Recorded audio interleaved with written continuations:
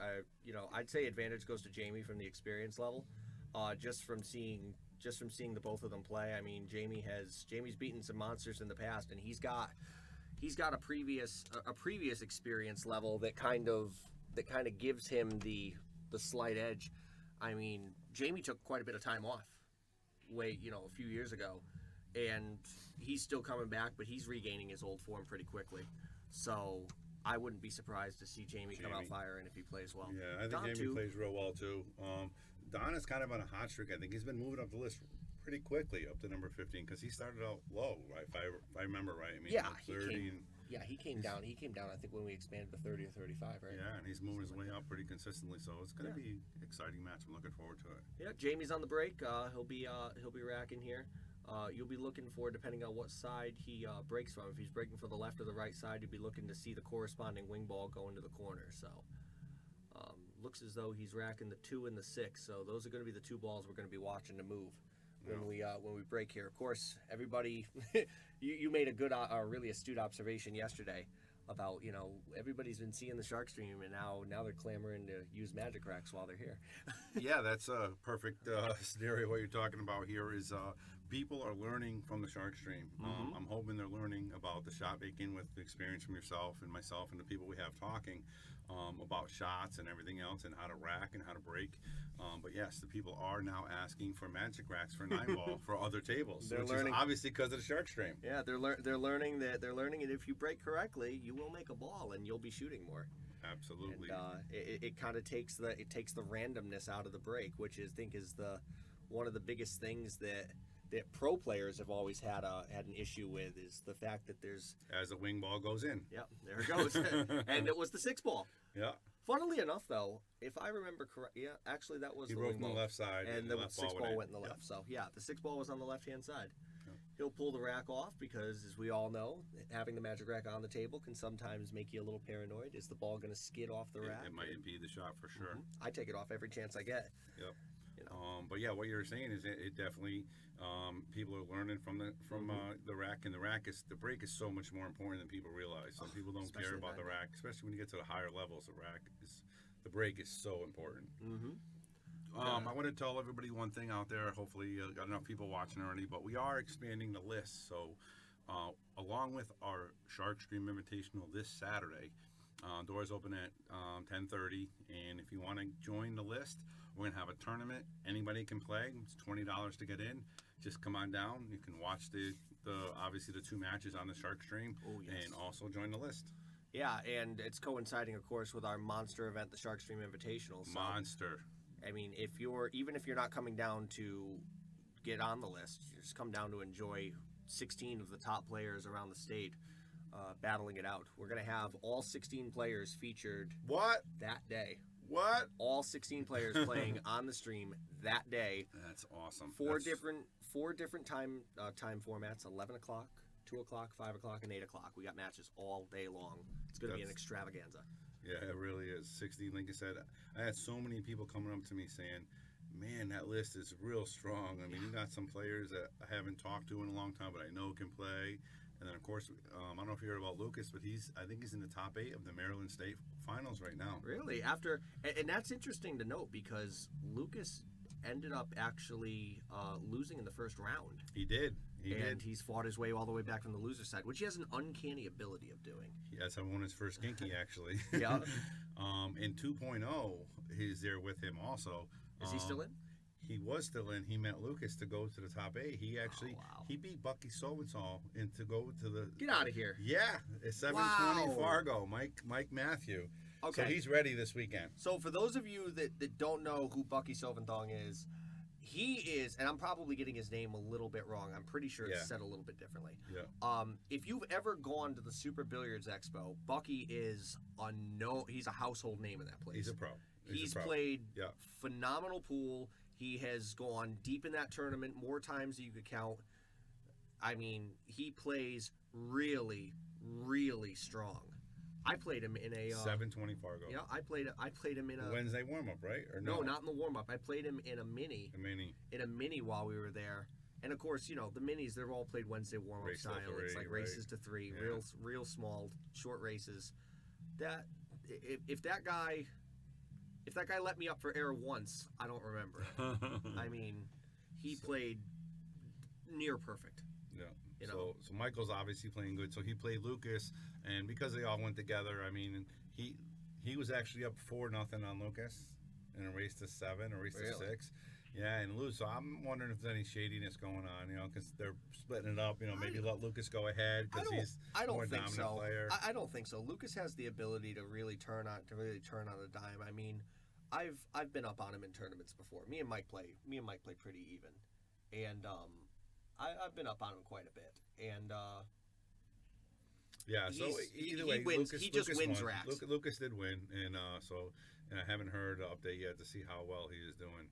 Yeah. Obviously, good try in the bank there. But so Michael's playing very well. He's ready for this weekend also. And, of course, Lucas will be here and all the other great names. And do you remember all 15? If I... it's good. I could try, but right. It might take me a minute. I'm terribly forgetful, though, so that's okay. That's why. But I do remember most of the names. We've got at least half of the world champions playing. Yeah. We've got Rob Pierce and Dave Gavrish. Those are confirmed. We have Ryan McCreesh. We have Joe Dupuis. Yep. We've got Mike Matthew. He's playing. We've got Bob Dengen. He's playing. Big name. Ryan Cullen. He's Big playing. name, playing strong. We've got. Oh my God, I'm blanking. Mike Jackson's playing. Mike Jackson's got a lot of history. Yeah. Mark Kalungian is playing. Another guy who won a lot of big events. Don't count him out for sure. Bob Dargis is playing. Bob Dargis, a master, fantastic player. We've got John Vitale. You see, John was going to get me. John would have got me no matter what. He was the sneaky one. Yeah. John was the unexpected one for me in this one. Oh. I didn't. I actually wasn't sure if he'd confirm. No, he did. And we've got a few more. I know I've missed like 8 of them. I'm horrendously forgetful. Yeah. I got about half. But yeah, you did good. And the funny part is, the 8 that I forgot, I should be skewered for forgetting them because they're all unforgettable names. Yeah. So I don't think you forgot it. I think you aimed a little bit more than that. Maybe 10. Yeah, maybe 10. Yeah, I think so. We still have one that we haven't revealed yet. Yep. We still have a hidden candidate, and don't worry, he's no more special than the rest. He's just he's just one person we want to keep you in suspense. We still got a week until the event, so we're not going to go crazy. Speaking of the 21st, that's when I believe we're going to be doing. No, the 19th is when we're going to start the Calcutta, right? Yes, on Wednesday. We're going to start it Wednesday, probably afternoon, when I might get it all drawn up, and early evening, and then it's going to run until Friday at 8. The 21st, yeah. 8 o'clock. So whoever has the highest bid at 8 o'clock, we'll get that player. We decided that we are going to allow the player to get half of themselves if they want to. Yeah. And it's going to be exciting. I think there's going to be a lot of funds in there. It's going to be. Get your player, because if your player's going to win, you're going to cash in this one. Yeah, it should be noted that if with the players getting half of themselves, I believe that the person who wins the player auction is going to be responsible for contacting the player. We'll put you in contact with him so that you guys can work out a way to get the split, and that way you guys get the split of the money. That said, it's going to be an online auction, not a live Calcutta like a lot of us are used to seeing. So again, you need to be very careful to get your bids in before we have that cutoff, because at 8 o'clock, whoever's got it, we're going to take it. So right, and even more so. I mean, obviously, a lot of people are doing this for COVID, how it started, but we're doing a little different because our 16-player field is something you don't see too many, doing. Like Timmy said earlier, we're doing all 16 players here the first day have their own time. So if you got an 8 o'clock, there's no reason to be here at 11 o'clock, especially if you're already here in the Calcutta. So. You can come in, have your dinner, and come down, be ready to play, get focused, do what your ritual is. If you want to come down and practice, you can obviously do that. And I think that's pretty unique parts of this tournament that a lot of other tournaments do not have. And live on the draw as well. I'm going to make sure that on the night of the draw that we have I'll probably set my phone up in the booth, and I will do the draw live. On Facebook Live, on the Shark Stream. So we'll do the draw live, so you guys will actually be able to see the match as it comes in. I may even set up a camera in here and see if I can get the marquees all set up in here. That might take a little more doing on my part, so I don't want to overcommit to that. But either way, we'll do the draw live, so you guys will actually be able to see every single person's draw. It'll all be done completely randomly. The times we may be adjustable. We can do them times whenever. Because I did, obviously, if you're from Rhode Island and you don't want to play at 11 o'clock and we got somebody local, I have no problem. I have no problem. I told Bobby I needed AAAs. We need 2 AAA batteries. Anybody in the area? Anybody want to donate 2 AAAs? I have AA. I swap them out for you. Yeah, that's all right. But yeah, so I mean, obviously, we're gonna make the times the first day. Easy for the players. It's a players tournament. I think you mentioned this a couple times. We're gonna make this for the players. Yep. This is absolutely for the players. So what we want to do is help the players to make it more enjoyable for them to play. Yeah, exactly. I mean, at the same time, all these players, these guys are putting out, significant entry fees for this tournament. For those of you that are curious, if these players are serious about playing, listen, we told them to post a $200 entry fee, so they're not messing around. Right. It's 100% payback, and to put $200 in an event with people like Lucas and Rob and that Dave was who I missed. I missed Lucas. And Lucas, oh yeah, he's easy to miss. Yeah, he's tiny. That's why. Yeah, exactly. Oh, good break there. Wing ball down. But yeah, I mean, and we'll even do the two draws as well. Once we identify who the first 2 matches are going to be on the stream. I'll also do the live draw to show 4 versus 8. There's going to be no favoritism in tables. It's literally going to be a random draw. Do you get 4? Do you get 8? Yep. And we'll go from there. And that way there's no favoritism because, of course, 8 does have slightly tighter pockets. Mm-hmm. So, and 4 is a we little obviously, more open. hopefully 8 is going to get you to, obviously after the first round, you're going to get most of the marquee matches on the second and third round. Yeah. So that's what we're trying to do. Yeah. But we are, like Timmy said, we're trying to make this fair for everybody. We don't want any favoritism because obviously we have a couple Yale Billiards teams, guys playing out of here. But of course, we'll be rooting for them. But it's not going to be like, oh, you're going to play at this time and you're going to be playing this person. It's not like that. And I just like the fact that this event's happening. I mean, we haven't had an event this power packed in Yale in a long time. I don't think, and I can't remember in Connecticut. I remember Rhode Island a couple years back when I think Dave Gavish won was very similar. Yeah, but it was more players actually. But it was that was Lascotti, right? I don't think so. I think it was. Oh wait, no. Dave won the Lascotti years ago. He did. Yeah, that was at Q and Brew. He won that one. I'm forgetting his. Yeah, I think it's just a regular event, kind of like this, where it was a big, even race handicap and a lot of big names. Just I know what you're talking about. Was it It might have been in Rhode Island at Snookers. I think it was like a 700 or under. It was at Snookers. Yeah, 10-ball event, right? I think so. Not sure. I think it was 9. I'm not 100%, but we'll ask Dave tomorrow or next weekend. He'll tell us. He remembers all his victories. He remembers all his losses too. He doesn't have many of those. No. So again, guys, we really need your help. This is a great match, 14-15. Share the stream. And if you guys can donate, we'd appreciate that too. Timmy obviously put a lot of effort into it this weekend. We were both here. Friday and Saturday. I'm still wrapping up chords. Yeah, 13, 14 hours a day trying to get this thing ready. We're not close yet, but we're working. We yesterday, I got to share. I mean, normally we don't. I got to share just the construction of this just for a minute. Wow, can you replay that or no? That was a fantastic shot by Don. Oh my goodness! Not only did he make the 7-ball, he breaks up the 8-9 and puts the 8 in front of the pocket. Look at that shot, huh? Unbelievable, huh? Wow! Talk about playing a ball the way you needed to play it. And look at that! He bananaed the cue ball too. And put some spinny spin on that. How about that? Nice. Don come to play. Yeah. Gotta like that.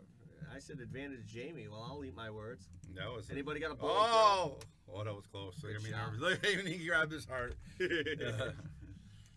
it. Those easy ones you can't take for granted. No, not at all. And so what were you saying now about the chords? I was saying, just a funny thought as we bring up our great list of sponsors here. In order to bring the system all in here, of course, the original way we were running the system remotely. We had the box out there. It was in a nice, inconspicuous location, was away from everybody. and I was using a laptop to remote into the system. Real, simple stuff if you know how to do it, but it seems more complicated the more I explain it. But in order to bring the cords in here from outside, we had one major issue. That was a massive cinder block wall that, of course, is the base work of how Billiards is built. So we had to drill through the wall to bring the cords in. Which we want to thank Mark Anthony from Home Improvements, who actually donated his time to come out and use his tools and his magic, and he got us the hole that we could put the wires through. Yeah, and as a gift to that, he's going to be one of our sponsors that gets to jump on Table 4. Of course, with the new table will come a new slate for potential sponsorship. So for those of you that want to become a sponsor, well, Table 4 is available to be sponsored, and we're going to be playing plenty of matches on that as well. That being said, we drilled the hole. Little did we know that in between the cinder blocks, whoever built the cinder blocks decided to put some filler in there. And what kind of filler did they use? Crushed styrofoam. Lots. It's kind of like for those you don't know, it's kind of like you ever open up a stuffed animal that you won at the Big E or a carnival, You ever see and it fake, just keeps going. the fake snow? Yeah. Yeah, that stuff. I had, before long, just by running the wires, I'm pretty positive I had a 5-inch mountain of snow sitting in the corner of this It stream literally booth, looked like a pile of snow, like a snow drift. and it was so messy. Yeah, and let's got give everywhere. a shout out to Savannah, who Yes. really helped with the cleanup after Yes, my all the lovely wires girlfriend. were up. She did a great job with that. My lovely girlfriend Savannah filled, I believe, two of your vacuum bags. Vacuums full of your snow. vacuum bags full of that stuff. All right, Don going to the air here. Yeah, this is gonna be a good shot. Oh, Oh, nice good hit. So yeah, we did do that. Then Timmy got the wires in, and then he proceeded to put up camera number 4. Yeah, And that's right. we put that up. I think we got in a good view. I think Timmy showed you a little bit of where it's going to look like. Yeah. And we're really excited. I mean, who would have thought, when Andy Gow said, hey, let's get those live streams back up, and Timmy and I took the ball and we're running with it, and we're trying to make it. And Timmy made a joke, and it actually made me think about this. He's like, what if we streamed all the tables? And obviously, we're not near anything like that, but I mean, how about that? If we had a tournament center where you can watch every match, and that would be something. I imagine the amount of computing power we would need for 16 cameras, and that's just counting one angle. Forget 2 angles. I mean, we definitely need a little bit more power than what we're dealing with now, and we have a nice system. Don't Real nice, especially now without the remote. It's just straight up now. Yeah, your bona fide IT guy, Kimbo Singleton. He did a lot for us. Yeah, I want to definitely give a shout out He's to a guru. Kimbo. He, especially from the beginning. Remember when we first started? Mhm. I mean, he really came through. And it's nice to have him sitting there having a thing of wine, and you have a question. You just kind of go over there. Oh, Hey, yes. he's not afraid to get his hands dirty either. He'd love to. help. Trust me, I think if we gave him the ability to, he'd build us a system that would be unmatched. Like, Oh, he'd- absolutely. Absolutely. we'd pay for it for a long time. But Yeah, we need some major sponsors, which we are looking for in the near future. Yeah. And if you're a sponsor and you get kicked out by Predator, please don't feel bad. No, we would never kick No, you we out. won't. We're definitely looking to get some big names on here at some point. I've got ideas for just that too. Just for other things with sponsorship too. Just because you see like the entire list here is full on this side. I can still add more sponsorship without actually removing anybody too. We have ways. We have our ways, guys. Yeah, That's a great shot by Jamie. Jamie. He's a little unhappy that he made them both. He needed to just leave the 5 there, He and that ball definitely did. rolled forward. He's going to be in a bit of a pickle here. What I like the most, I feel like going direct like this now. I mean, we were direct before, but now running. Do you notice a difference Running in everything? a slight change in the picture. The Yeah. picture is just a little bit more clear. And I say that because maybe it's just the camera, the way the camera's working, but I did make a couple slight alterations, but I can see a little bit more. The more balls are clearly. a little crisper. Yeah. You can see the color of the balls, which obviously helps us, especially Yeah. from the announcing standpoint. And on the phones, I mean, with phone screens as good as they are nowadays, it must look beautiful. Yeah. But look at this Yeah. shot. Wow. Oh, I thought he made So it. let us know, guys. How is the picture out there, and how do we sound? Do we sound clear? Or Speaking of that, I meant to pull that up. Yeah, we sound pretty clear, and can you see the picture pretty good? Any questions at all? on what we're doing and what you see and what you think. Let go. us know. Give us a shout out. Say, hey, Bobby, hey, Timmy. You know, you're a little quiet. You're a little loud. We appreciate that input. Hey, we love the picture, obviously. We get to change the angles. We got the top view and the side view. And I don't think we're going to add any more angles to this camera. But No, for sure. I I mean- oh. Nice Almost. shot. A little too hard, but nice shot. He should be able to make do here. He just needs to be careful about what happens to the cue ball here. He's going back like this, and this takes a little bit more travel. Oh, he went around. Yeah, that's the other shot there going across to the other corner. Going the 8th to the opposite pocket. Yeah, if he had gone 1-2 Yeah. like that would have been something to look into as well. He left the door open for Jamie to get his first game here. Yep. And Jamie needs it. He doesn't want to be down 3-0. Yep. Jamie makes that. That's a good Little shot. spin. Little soft, A little but more. makeable. And you see those names up there, the donations. Again, we really appreciate it. And I think we got most people up there. If you do donate, you want your name up there. If you don't want your name up there, let us know. We won't put it up there. Yeah. And, Can be anonymous. That's fine. nice shot. Very nice. Absolutely. You know, a lot of people have donated, and some people donated $5, and we really appreciate it. And Timmy will tell you, Donate you know, $1, right? You know. Hey, yeah, we're going out $1. there, and Timmy's buying clips. You know, for the wires, cost $2. You know, everything costs money, and not to mention the time and the gas and everything else. Yeah. So, you know, we're doing this just to make it better. You know, make it better for you guys. You know, I know so many people are saying they really do enjoy the stream, and that's what we're trying to do. And this event coming up this weekend, you know, with the people we're going to have in the booth talking about it, and just a specialty with the extra camera, it's going to be amazing. Yeah, I can't wait. I mean, I haven't. It's been a long time since I have been able to announce a match that, you know, had a very high caliber match. So it's going to be a lot of fun. I mean, granted, we have a lot of great matches that we've already streamed already, but to put that many people in the same place and say, hey, I'm going to cover every single game, that's really, it's gonna be a lot of fun. absolutely. And think about it like that. Absolutely, that's exactly it. You know, every match, every shot. You know, it's going to be something to be seen. Mm-hmm. Jamie with a nice break. He's breaking really good so far. I mean, only been 2 breaks, but both breaks were right on point. Yep, and Jamie's always been one of those players. He seems like a very orthodox player. I don't know how much I don't know if he has a table at home or if he practices outside of here.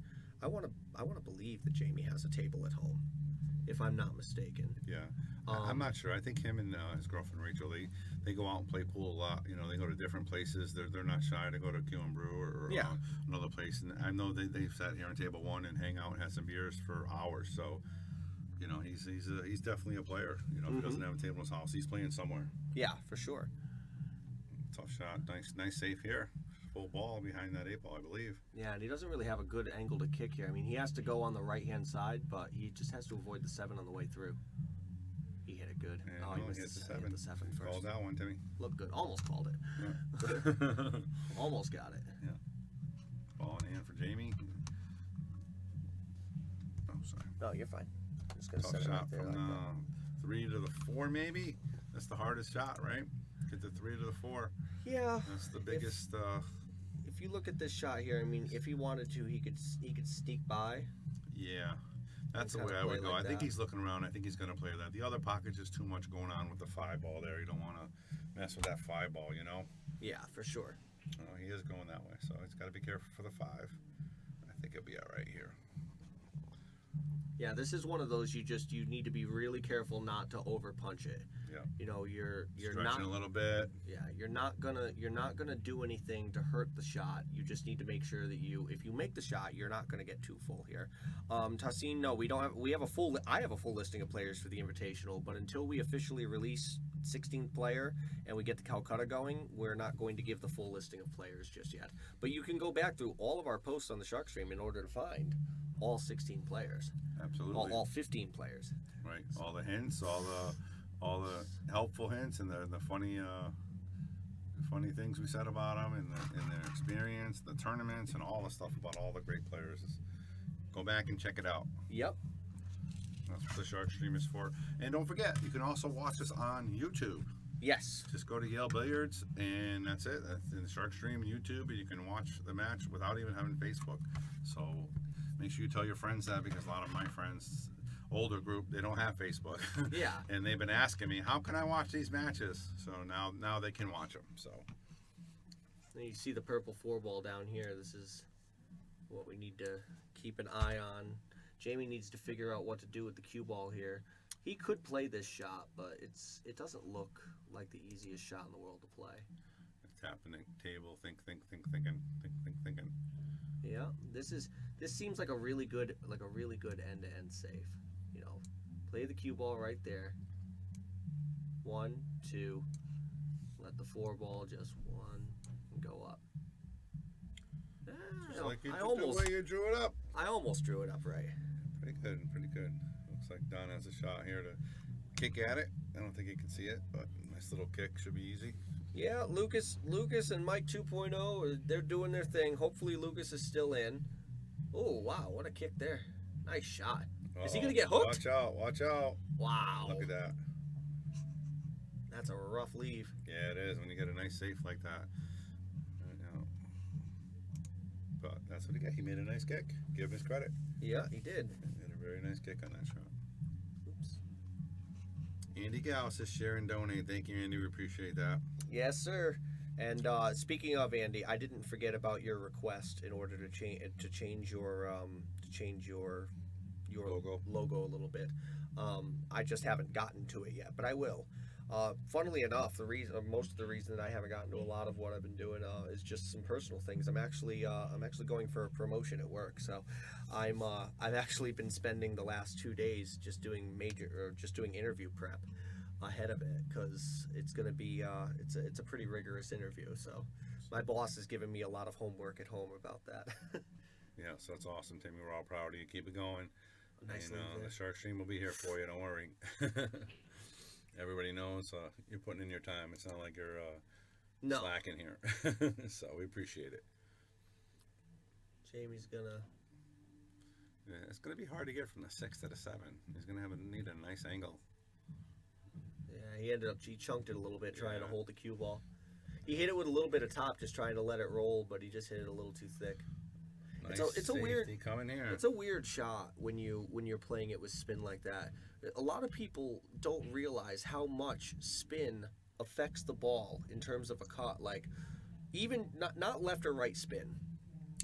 Left or right spin, it seems pretty self-explanatory. You spin the ball left, the ball goes right. You spin the ball right, ball goes left. But even top and bottom do affect the way you cut a ball. Absolutely. You know, if you hit with a lot of draw, the ball tends to come off a lot thicker. If you hit with a lot of topspin, the ball tends to come off a lot thinner, and you have to account for that. And it doesn't make a difference whether you're using a regular shaft, whether you're using a low deflection shaft, whether you're using carbon. It all gets affected differently. Especially when you're the stroke, like you said, sometimes you hit low or high. Mm-hmm. If you're using like a drag draw, it's gonna hit that ball completely different than hitting a straight draw shot. Yeah, and it also affects like how much stroke you actually have. If you're a guy that can only draw the ball a quarter of the table, the ball moves a lot differently than a guy who can draw the ball full stroke. Absolutely. A full table, because you're gonna impart more spin on the ball depending on how good your stroke is. Yeah. So our viewers are going up, guys. Where are you watching from? Where are you from? Give us a shout out. Let's know what town you're from, what state you're from. I want to hear where you're calling from. Nice, Dylan. 65. Look at this. Now you see, this is a guy who knows how to do it.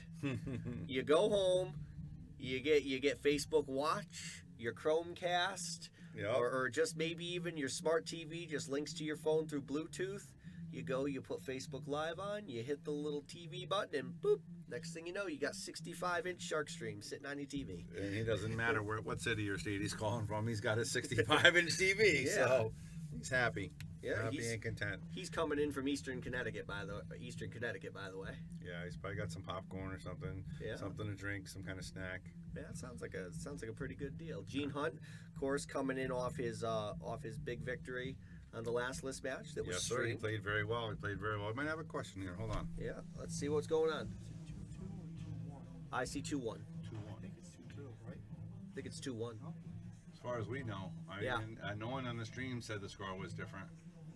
Yeah, Jamie, the first game, I think Jamie missed a 7-ball. You won that one, then you won the next one, then he won the last one. That's correct. As far as I know. Yeah, we haven't missed anything from there. Yeah. So the two players, of course, they have their own scoreboard out there. They're just verifying with the stream what the actual score is. Thankfully here, because we've got 2 people watching. We didn't goof anything up. Not like the time when I was playing and I totally missed your break and run. I still kind of feel bad about that. Yeah. That was, that was my only good rack. Yeah, how did I miss that? That's normally break and runs take a little time. Yeah. You know, I think I made 2 balls in a break, and I played. All my balls were set up pretty good. I move around table for a big guy pretty good. Yeah, you're pretty quick. So you shoot a lot quicker. You shoot a lot quicker than you teach us, not than you teach us to shoot. Absolutely, I'll tell you that. He teaches every single one of the people that he teaches to get down, stroke the ball at least a few times, take your time. Yep. Wait until you got the shot. He goes up and he 1-strokes. Wow, nice shot. Wow, really good play. A lot of inside on that ball too. We're going to show that one on the instant replay because you Timmy, don't I see got that something to spin. say about that. You know, Go for it. If you have your parent there, or if you heard from your parent, or some grandparent, or teacher, someone always said, "I'm old enough where I can say it." And do as I say, not as I do. Yeah, right. So when I give my lesson, obviously, nice shot, very nice shot. Do as I say, not as I do, so that I don't get punished when I do it. Yes, exactly. So when I tell you, I'm telling you the right way. I mean, I do it the right way all the time. Matt, according to, if I'm not mistaken, according to state regulations, those who are vaccinated will have to wear will be allowed to go mask free. Those who are not are requested strongly to wear the mask.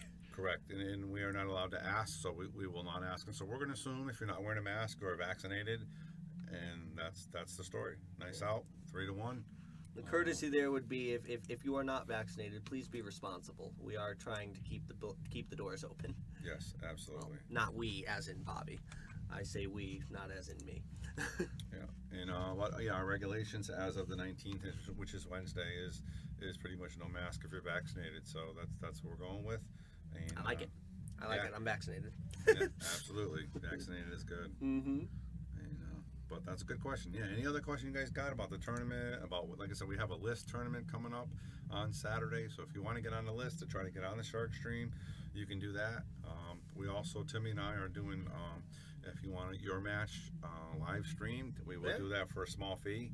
Obviously, it takes some time for us to do. So whether it's Timmy or somebody else talking, we just ask that you give them a little bit of gratuity there. So that's what we're doing. If you want to match, it doesn't have to be 1 and 2 playing for the live stream. If you're number 37 and 38, you want on a live stream, let us know. We'll see what we can do for you. You could be numbered not on the list and not on the list. You just got 2 people that have been jawing back and forth at the bar, your local watering hole, and say, listen, I could beat you anytime you want. Oh. You just come here, go ahead. We'll stream it for everybody to see. And if you guys got a bet to say the guy who loses wears a dress, I'm cool with it. It's fine by me. You know? Absolutely. Whatever makes you happy. Yeah, and one of the biggest things I would love to see is anybody out there. And again, I'm not calling any of you guys out there, but you watch people play on table 7, on table 8, live streamed. Miss a simple shot or miss an easy shot and say, I could do that. I could beat him. I could do better than that. Step up. Let's set up a match. I mean, if you think you can beat, Jamie Bogan, because he's down 3-1, come on out and do it. Say, hey, I want to play Jamie Bogan, and we'd live stream that and see what you got. Exactly. That's exactly it. Just do it. Nothing stopping you. Just do it. Yeah. But if you ever played on that table with the live stream, it's a little different than just playing your like you said, your friend at the bar in the corner, Yeah. It's a little different. The table's a little tighter. You're thinking a little bit sometimes about people watching and am I doing the right thing? And that's a little different. Once you get by that mentality, it'll improve your game for sure. Alrighty. Let's see what we got here. 3, 4. I moved away. I looked away at something else just to see what the comments section was doing. Wait a minute. Was that part of your bet with Derek Hart, Matt Asklar? What? What is that bet?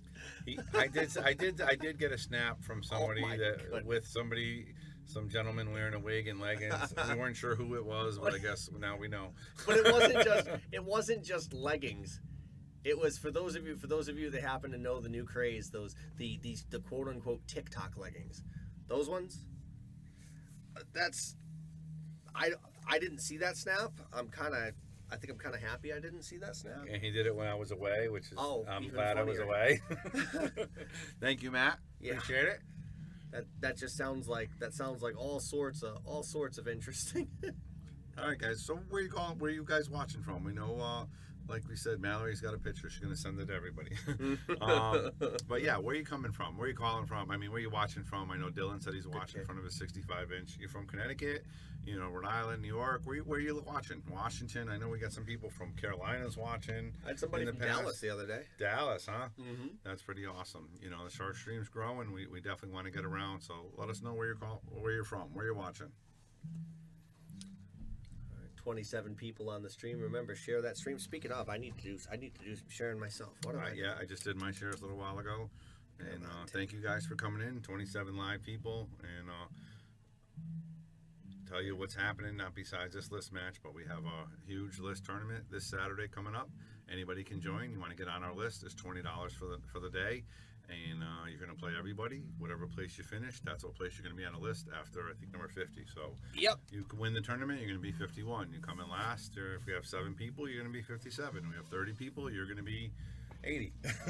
So pretty simple concept, and it's a lot of fun. Oh, round and round we go. That was no good. And I don't suggest putting your cue like he did there. I've done that in the past, or you put your hand in a pocket. So many times you hit the ball and it may not even have scratched. Mm-hmm. And once you touch the ball, it is now a foul. So. Well, and the other thing too is depending on how, I've seen it a lot of times where you didn't hit the ball, but the ball just boxed.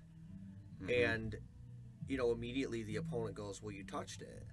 Case in point, this is a great example. I mean, you've seen it a lot on the amateur level as well. Case in point, another good story from the Super Billiards Expo. Watching 2 players of all. One player, of course, as soon as I say he's known for his ability to be a character, there's only one name that really comes to mind. It was Earl Strickland playing Alex Pagulayan in the Super Billiards Expo Pro Tournament. And Alex was up, it was a race to 13. Alex was up 5-1 in a race to 13. He broke, and immediately the ball, he hit it with a lot of backspin. Immediately the ball hit the rack, rocketed straight back to the corner. Alex puts his hand in the pocket immediately. The ball goes, boxes in the pocket, and Alex picks his hand up. Immediately, Earl cries, foul. Immediately, right? Calls the tournament referee, calls the tournament director over. Tournament director asks Alex, because obviously the referee wasn't watching the match, he's a roving referee, what happened. Alex said, I didn't touch the ball, nothing like that. Earl immediately questioned it. Tournament director had to tell him, listen, it's not a foul. It's not a foul by our rules. It's probably bad courtesy, but it's not something I can make him give the ball away for. And poor Alex. I remember, I'm pretty positive that in the remaining racks, he lost that rack, and then Earl ran 2 racks after that, and the entire time Earl spent every single moment in between each shot berating him for that exact thing. I mean, absolutely. I mean, skewering him in front of the crowd. Yeah, he's known for that, I know, and he's not one of your favorite players. I know that for sure, Timmy. And poor Alex, he had to sit there in his chair and just take it, which was, but rightfully so. I think that Earl had a legitimate gripe there, because you are in a pro tournament. Just don't touch the ball. Yeah, you don't put your hand in the pocket. That's what I was saying. You don't put your cue in the pocket. Yeah, just don't touch the ball. I got a question. Dylan said here he didn't see number 13. FYI, Dr. Bob. If I remember, you did do that, right? You're the one that posted that number 13. I posted the hint for Dr. Bob. I don't think we ever posted the confirmation that it was Dr. Bob. So maybe we did miss that one. We'll add that out there. But Dr. Bob is definitely playing, and he's looking forward to it. He was pretty excited when I talked to him about it. Yep. And let me know. Pick up. Yeah. Who do you guys think is going to win this tournament? I know it's kind of early, but who's your favorite player out there? Who do you think is going to win? Andy's coming, watching from Wallingford, Connecticut. Eric Archer's from Florida. Nice. Now this is my boy Eric. He's my bartender at my timeshare in Kissimmee, Florida. I saw him last week. Nice. And not only is he a fantastic guy, we talk about pool and players and everybody who loves watching Shark Stream. And we started talking about crypto and money, and I gave him a hint on Hertz at 285, which I don't think he purchased it, which is now over $7. So, and we were both obviously talking about DOG when Moss was going on Saturday Night Live, but he's a real nice guy, and he's been around the pool scene a long time. He's been Yep. at APA Vegas, so definitely a shout out to my boy Eric. Nice. The you gotta like it when you get good advice. You gotta like it, because when you like what you're saying, you just like it. Yeah, I don't know where I was going with that. That's all right. So he made a good shot there. I kind of like that shot. I mean, he didn't make a perfect save, but he left him a long way where he's got to come back and forth with the cue ball to get on the 9. Yeah, And, speaking of, not to cut you off, sorry. yeah, it's okay. We got a viewer on YouTube. Hey, viewer from YouTube, all how you right, doing? YouTube, what's going on? We got one. We got one on YouTube. I like it. All right, it's gonna grow. Yep.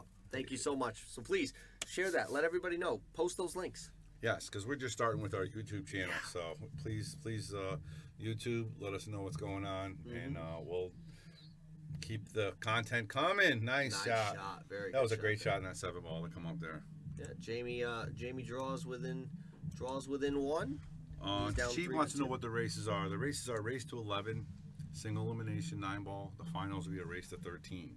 Nice. Yes. And again, it's rack your own. We decided to put the 2 ball in the back, so there's no pattern racking. Everything else is Oh, random. really? Okay. You know, That was new. That's new to me. Okay, yeah, it was discussed with other players, and I kind of like it too. Yeah, So, 1-2-9. That's actually quite 1-2-9, common. Yep. And a lot of people were even talking and suggesting that we put the 9 on the spot. Now, I said this is our first event. We want to keep it not plain, but we want to keep it traditional as we get going. If we want to change the rules, Timmy and I will decide what we think is best, and we'll go over obviously with your opinions and stuff. And what do you guys think? Do you think the 2 ball should go in the back? Do you think you should be able to pattern rack, or do you think the 9 ball should go on the spot when you rack? That's always the biggest. I feel like that's one of the biggest controversies in pool, and one of the things that I guess it kind of bothers me about the controversy is granted, 25 years ago, even then we kind of knew about it. Johnny Archer had probably figured it out by then. But the whole concept of removing the wing ball, making the rack break harder. I mean, it doesn't really remove the ring ball if you know where to go. All you need to do is alter the cue ball at that point. Because if you move the 9 on the spot, all you're essentially it's like straight doing ball. is You have to know the shot. yeah, you just have to know how to break it, and all you need to really do is soft break. Correct. You just break from the box and soft break, and the 9 ball goes. It's a little tougher, you have to know the speed of it, but you can easily make the ball. Or what you do is you just transition from breaking for the wing ball, and you go to break the 1 ball. Yep, You just and 1 ball on the you side. utilize Corey Deuel's favorite break, the cut break. Yep. So there's multiple schools of thought on that. Okay, so it removes the wing ball, we get rid of the 2 ball. With the 2 in the back of the rack tends to bring the 2 ball up, so it leaves a tough shot on the 2, but And Timmy and I talked about this too. You know, this is a great event. We want to see some breaking runs, and it is course. winner's break, by the way. We Yeah. want to see some 2-packs and some 3-packs. We want to see some phenomenal shooting.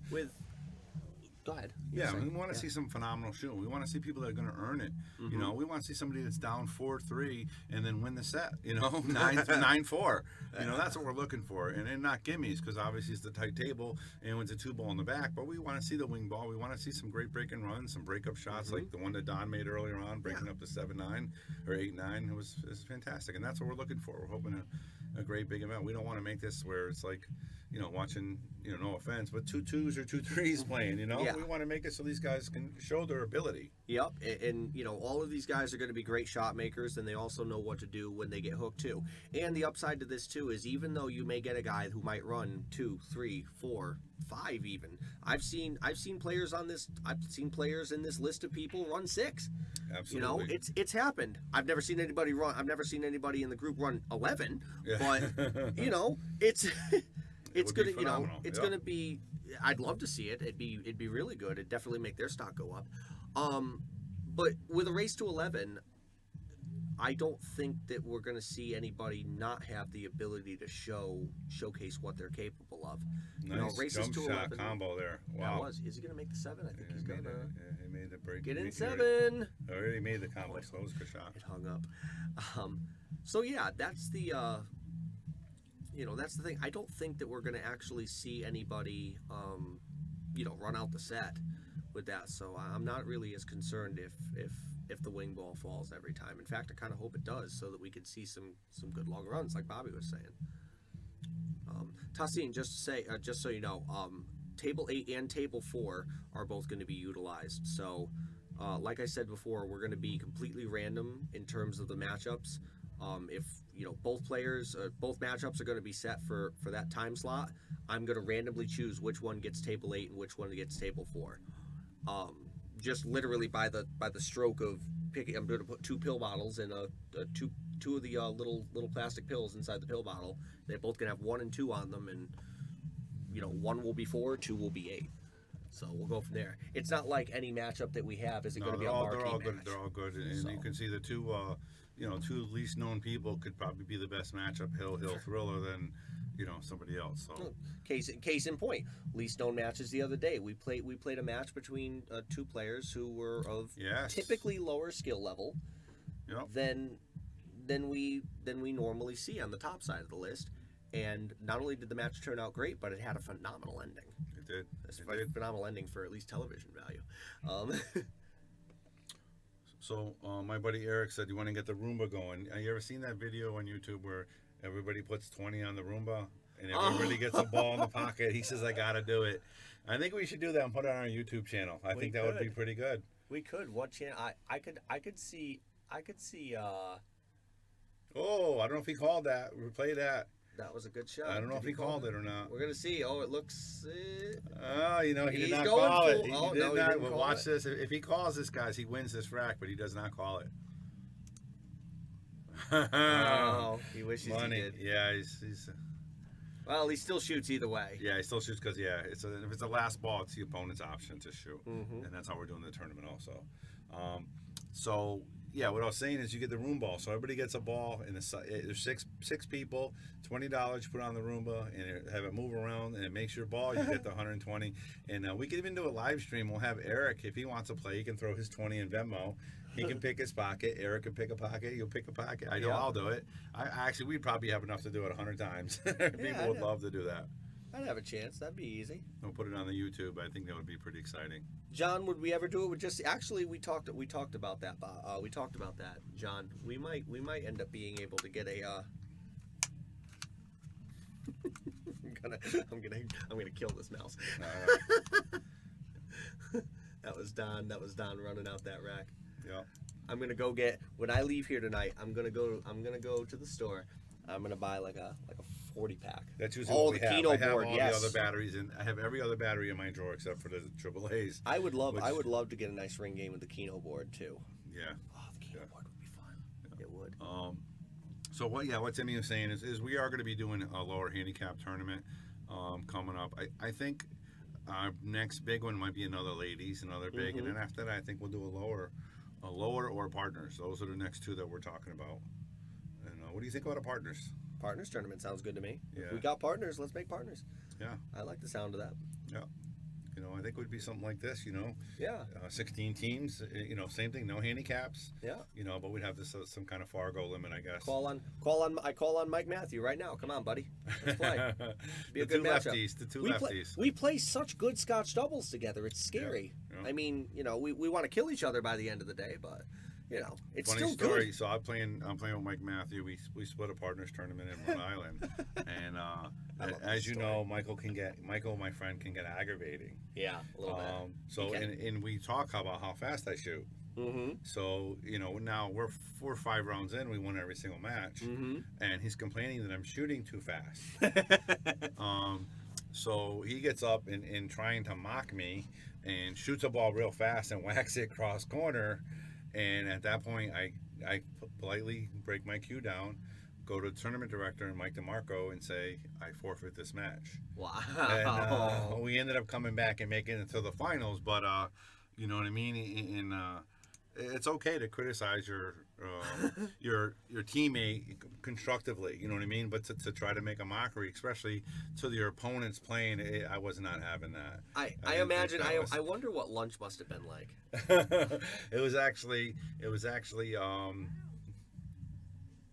Oh, go ahead. Come on, Amy. It was actually it was pretty interesting because I was actually gonna come on in. We're actually gonna I went to go eat, wasn't not talking to him, and he actually came and talked to me a little bit after and apologized, obviously, and then we worked it out from there. Nice. So we got a guest that just walked into the booth. Yes, the mother of a very famous streamer, in fact, and good pool player herself, Amy DeMusis. She's in the booth with us. What's up, Amy? Hi, how are you? You could talk. I We got wanted plenty to go. Check it out. Oh yeah, It's well very now nice. now you get to be on. Now you get to be on. Nice. So how'd your match end up? How'd it go? No, I lost. Oh, I won my 8-ball, lost what was 9-ball. what was the final on that score? Just the 9-ball. 16-4. 16. Oh, Wow. okay. So y'all are under the gun now. Yep. Yeah, I'm only asking because she's on my mother's Sunday night playoff team, and I like to know how my mother's team is doing. So, y'all are under the gun there. That's Well, It is Amy what was it one is. of the ones that was definitely ready to go in the ladies' invitational. Yes. But she had to go to Florida. We'll get her for the she 16 couldn't make it. player. Yes, she's going to be Yeah, I'll ready. be there. Yeah, she's going to be ready. Hopefully She's I'll be available. definitely one of the top women in the state for sure. Woo! Really? Yes, you are. Absolutely. Dang. What's That's your an- handicap that's right an now? You're honor. 5? I She's went 5? down to a 5. You were 6 for a while, right? Yep. For For a couple in of 8 ball, years. right? Yeah. I go back and forth. Yeah. If I win, I go up. Like every week. Every if week. if I lose, I go down.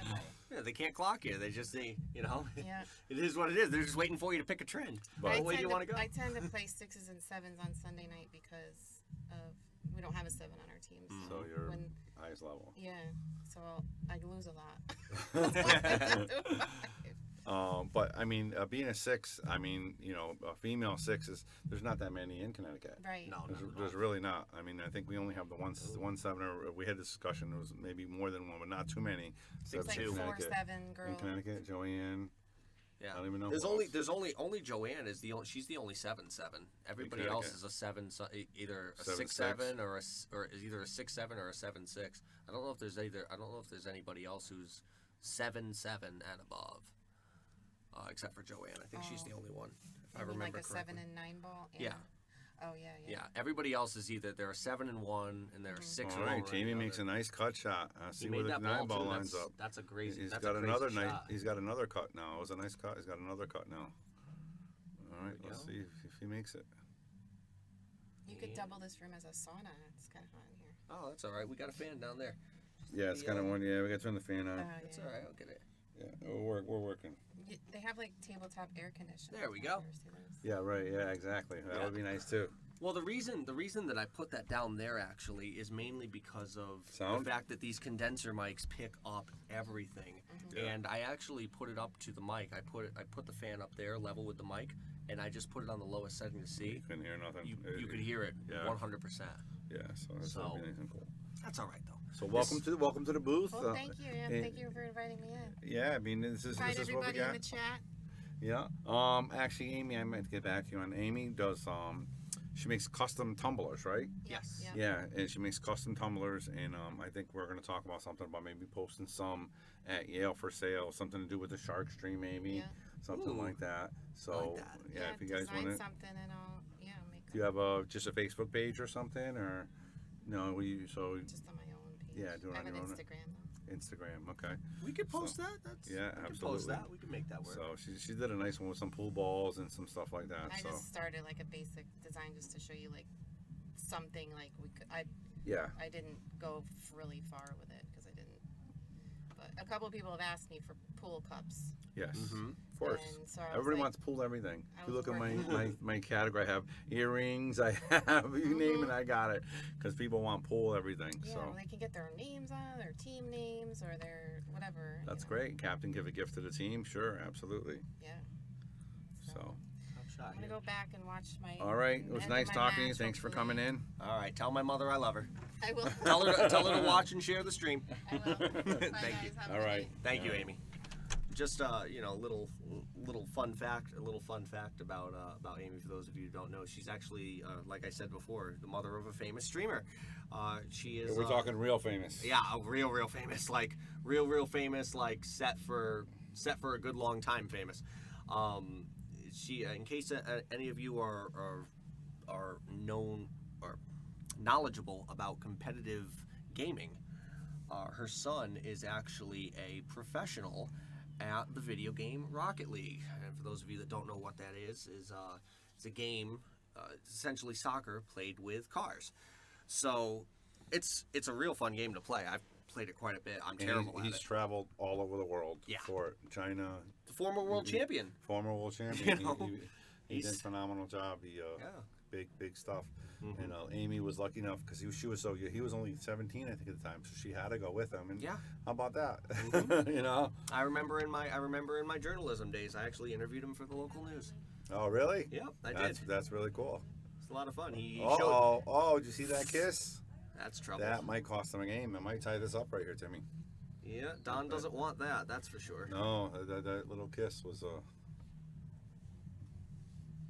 All right, I gotta go take a break. I'm gonna step out for a minute. All right. If I see anybody exciting out there, I might send them in. Talk Okay. to you a little bit. Yeah, sounds like a plan. All Any right. plans for tournaments, low 550 Fargo players? Tassine, we might have something, might be able to do something along those lines. We have a lot of tournaments that are just starting to come back too. So, tournaments like the New England 9-Ball Series, Ship the Cash events, if he wants to come up to Connecticut and do something at Yale Billiards, I mean, we'll be more than happy to collaborate with him and have some tournaments here at Yale.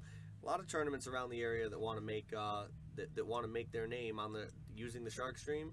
By all means, please come have some tournaments at Yale Billiards. We definitely want to hear about tournament events. Speaking of good play, we want good play, and we're getting good play right now. Jamie, of course, just tied that up with that combination. So now it's 4-4, and we have a race to 5 going into the the rest of the night. We've already been, what would you say, 56 minutes into this rack, 4-4. We're doing quite well. All right, guys, what we got going on? I got a couple guys here. Maybe Oh. say hi. No kidding. Well, how about that?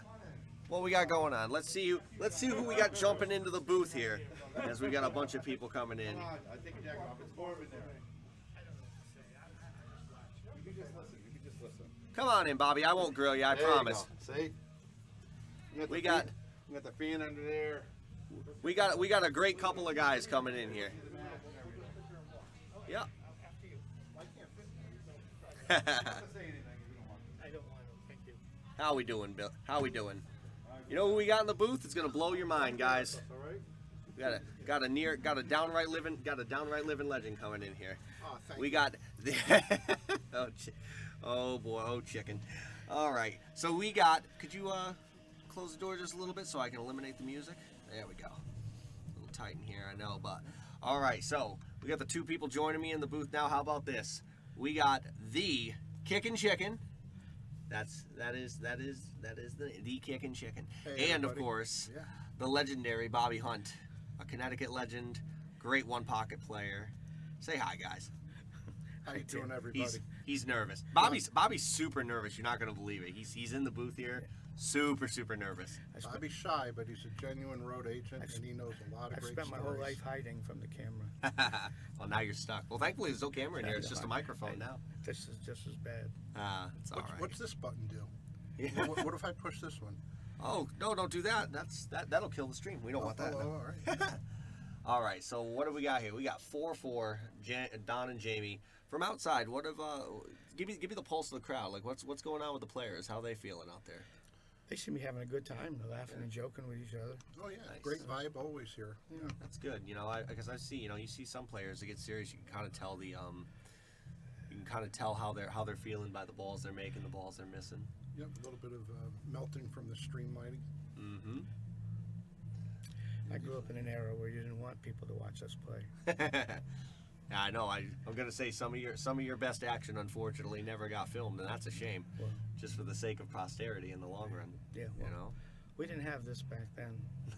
Yeah, now you can't get away from it. Everybody wants Everybody's sharp now. to. You know. Got a tough kick shot here. How about this one? Gotta hit this It's a nice real picture. thin. Yeah, I know. Oh, wow, Don almost made that ball too. About 200 miles an hour. I like Yeah. the way he did, but why would he hit it so hard? If you hit it half that hard, you got a built-in safe. Mm-hmm. And you hit it hard, you're just hoping to get lucky. Sure. Yeah, he almost got. He did get a almost- little lucky with the 4-6. This right here. Yeah, I see. This right here helped him I, out. I see it. That's a tight pocket. Yeah, he hit that a little hard as well. Would you say that's the toughest table in the place? Yeah, by far. It really is. Yeah, I mean, you know, on top of the commentary, well, not the commentary. I'm thinking. I just saw Andy Gow's comment about how Bobby Hunt would make a great commentator for the matches coming up, Who said especially the Andy Gow. Said you'd make a phenomenal commentator when we have the Shark Stream Invitational. Oh, next weekend. I'm tongue-tied. That's all Oh, yeah, right. that's next weekend. Yeah, It is. next gonna- Saturday. Big goings on. I was gonna come over here and watch it. Absolutely. Saturday, Sunday. Yeah, it's definitely gonna be a lot of fun. I mean, just the players alone, it's just mind-boggling. No, I How think much? It should be nice. Bobby's trying to do a lot for pool. Yeah, You know, and I mean, we want to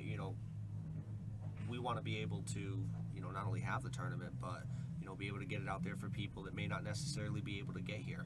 We have so many people that have come to Yale Billiards in the past and know all the players here, but maybe don't live in the area anymore, and they just don't get the opportunity to see some of the great pool. Now they get to watch it right from the comfort of their own home, no matter what state they live in. you guys are doing a nice job too with his cameras and stuff. Whoa, whoa! Jamie's gonna be mad he missed that. And he broke Did he up. get a little roll? He might have got away with it. Don't Is he think he locked can. up? No, he should be able to see the 4. Edge of it, yeah. He should be able to see the 3 here. Yeah, he could see the full ball. Just almost got away with it. The only downside there is that he didn't get away with it, and now it's opened. Now it's opened up. So I would draw back behind the 4, put the 3 on the 9, yeah, instead of trying to make the 3 and hope to get on the 4. definitely a good play. You got to be. Just got to be really careful. Yeah, I mean, Yeah, there's a real like you were saying before. There's a built-in safe here. You could just send the 3 ball up table. Even just go 1, 2 rails around. A lot of blockers. Yeah, 1, 2, 3 all the way up table. And that, well, two rails up table. I'd be just trying to leave the cue ball behind the 4, Yeah, he's queuing up, so it looks like he's drawing. like he's playing it. Wow, But he's see, playing it. There was no future in that shot. Yeah, Well, now he's going to play another safety. Yeah, but you're betting on a shot that doesn't have any future. Why shoot it? Sure. more balls on the table, more ability to block. So you just got to be really mindful. I mean, if you're gonna get out, if you're gonna run balls out, run balls out. Yeah. One of the greatest lessons I learned, unfortunately, was not on the table, but it was from a book. Let's just say if you're gonna run a rack out, if you're not 85% sure that you're gonna get out, Dunk. you're probably better off playing safe. I think so. There's a lot That's that a good comes shot into there. it, but that's a good number. You have to always consider is who he you're gonna playing. get and- fortunate? Look at this. Did he play it? He didn't I intend think it. he was playing safe. Yeah, he was Man, it totally looked playing like it. safe, but he gets a good roll out of it. It's the 5 ball is still up table and Took care of the right cue there. ball. Yeah, held the cue ball where he needed to be. If he had left it there, it still would have been a great save. It's a great picture. Yeah, Yeah, it really is. I really like that. I really like the top angle. Yeah, These. that's real, nice Nice shot. cut. The eight's gonna get him. It is. That is a beautiful picture. Mm-hmm. So, what we got here? Stuck on the 8 ball. Got a kick short rail. Send the 6 ball down table towards the the right bottom pocket. This one is one of Yeah, the right bottom pocket, right up oh, here. okay, right here. Yeah. For those of you who are watching at home, that's what I love about the whiteboard feature. Like if I say something, I can always annotate it too, make it so everybody can Oh, see what see you- exactly what pocket we're talking about. Build it this with a little bit of draw. Doesn't really get much of a. I think he's gonna get punished for that one. Yeah. Yeah, he should. Yeah, he's not too happy with that miss, See, unfortunately. I like to kick in the other one the other way.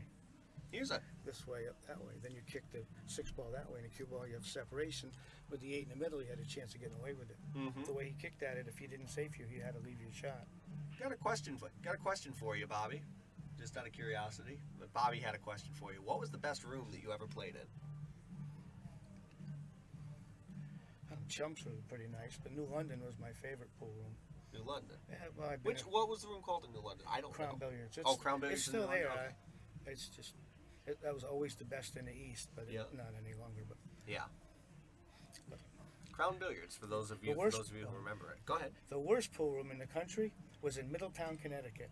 No, dead serious. What a One dump. room. It was called that Capitol Billiards. You had to walk down this alley with no lights into a room where everyone's broke. And I hated walking out of there late at night with money. Talk about no future in it. Oh, what a dump Yeah. that was, too. The bathroom had a piece of plywood leaning against the wall. You had to duck under it. Oh. Had dogs running loose in there. So there was a place in not far from here in Hamden on Dixwell Avenue, and it wasn't a real pleasant spot on Dixwell. And there were a lot of games within the game when you went to play there. Yeah. The first one was, am I going to get a parking spot close enough that I'll feel comfortable to get in the joint? And then the second one was, the pool table they had was a bar box, and it was in a sunroom, a converted sunroom. And I swear the floor was at a 25-degree angle. And they had one side of the table propped up. On one side when you played, you were up to your thighs. And on the other side, you were like almost up way past your belly button. Actually, I have a funny story about that one, Chicken. I played in a room over in Meriden that had a very similar setup. It was over by, you know where the Stop and Shop is in Meriden? Yeah. On East Main Street. Yeah. Right. There's a complex. There's this white barn that's right next to the bank, and then there's this little complex of like little stores there and stuff. And there used to be this tiny little hole-in-the-wall bar. I can't even remember what the name of the place was, and for the life of me, I'm not even going to mention it because I'm pretty sure it doesn't exist anymore. But I can't for the life of me remember what the name of the place was. But it had that exact same thing. It had the tiniest little bar, probably as big as this booth. And it had like one little bartender just chilling in the corner with all the stuff jumbled up in the back corner, and this one pool table dead smack center in the middle of it, right ahead of the door, with just enough room for the cue. Like if someone opened the door and you were on that shot, you were gonna break the balls because that's where it was. But everything was sloped downward, exactly like you were saying.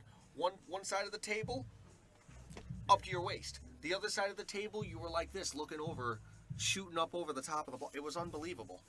The table was level. I don't know how, but it was level. Same with this one, but yeah, The table played perfect. It just was in a really weird spot. Well, this goes straight to us pool players have to learn how to adapt to almost any condition. And It's exactly and that. that would be on the extreme end of conditions. Yeah, I've there have been some instances where I've just looked at players and be like, no, there's no way. I'm not even putting my cue together. It's not worth it. I played in a place in Florence, South Carolina. Had dirt floors, but it was so hard from years of use. Yeah. And they had a stair, and there was one pool table in the middle of the room. As you walked, it was one height. Then you had to step down the stair, one step, and the second half of the table was that much lower. Really? The table was level, but the floor wasn't. So that was the worst, as bad as I've ever seen. Brutal conditions. But they all played down there, and no one seemed to bother them, so you put up with it. I can't imagine what it must have been like if you got caught in the middle of the step. You're sitting there like a golf player in a sand trap, halfway on the trap, one leg up in the air. It was terrible. Well, it doesn't make us appreciate when we're in a place like Yale Billiards where everything's kept up so well. Yeah,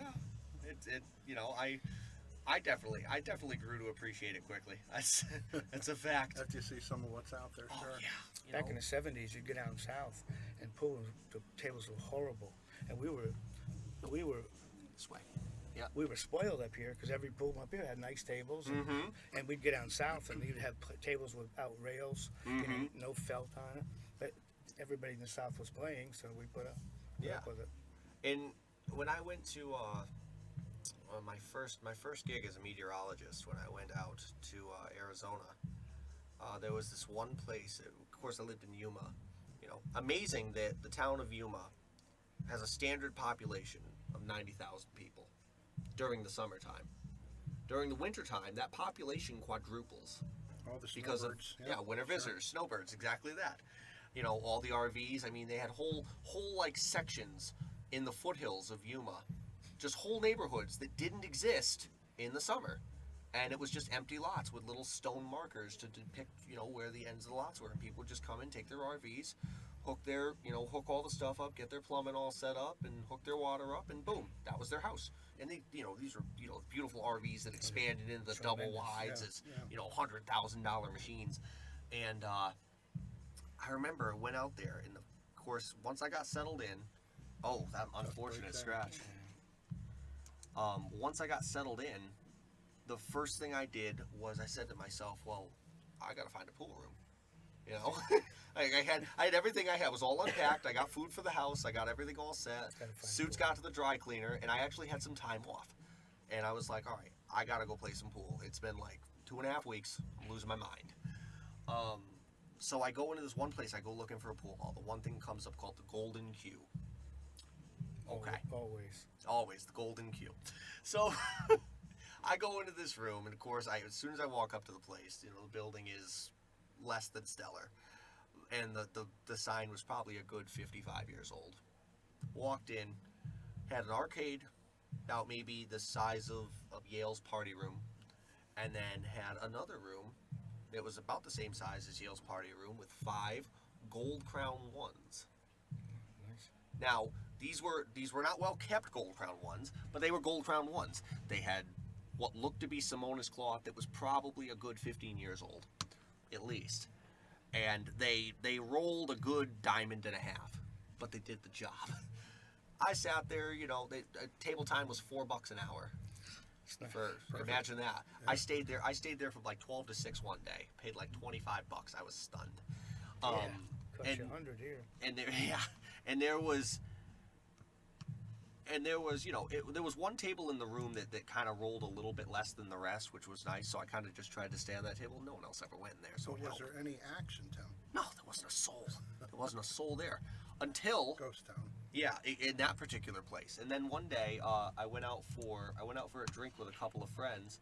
Jamie won that rack, so he's up. He's tied 5-5 now. And I went to this local bar that a lot of people went to. It was called Fat Harvey's. Went in there. The bar was completely unassuming. Kind of a hole in the wall. And they had a beautiful diamond smart table in there with Simonis, with 9-foot style Simonis 860. Simonis 860 is quick. Yeah. We all know that. We've played on plenty of it. this table was the fastest table I've ever seen, because the combination of 9-foot 860 on a 7-foot table, along with a ridiculously dry climate, Oh yeah. it was like Lycra. It was like playing on a curling booth. I mean, you could bank the ball. The ball would go 6 rails before it finally stopped. It was insane how fast. Yeah, the conditions. Yeah. One of the things that struck me when I went down to Phoenix, I spent a little time down there. And the first times down, I was amazed at all the old cars that had no rust. There wasn't any Oh, yeah. rust, nothing. No moisture equals no rust. moisture, no humidity. So yeah, it'll affect the conditions. I went broke in Tucson. Did you? I had How? had an old Master Charge card and had to charge my way across the country Oh. on an expired, overdrawn card. Oh my. That was a long time ago. The another question that we saw there. I believe when Bobby asks, was Larry the best player you ever saw? I want to believe he's talking Larry Liscotti. Oh. Am I wrong? No, well, Larry's not. The best I've ever seen is probably Effin Reyes. Ah. But I think the best 9-ball player I ever saw is a guy named Toby Sweet. Toby Sweet. He's the best I've ever seen when we still played push out.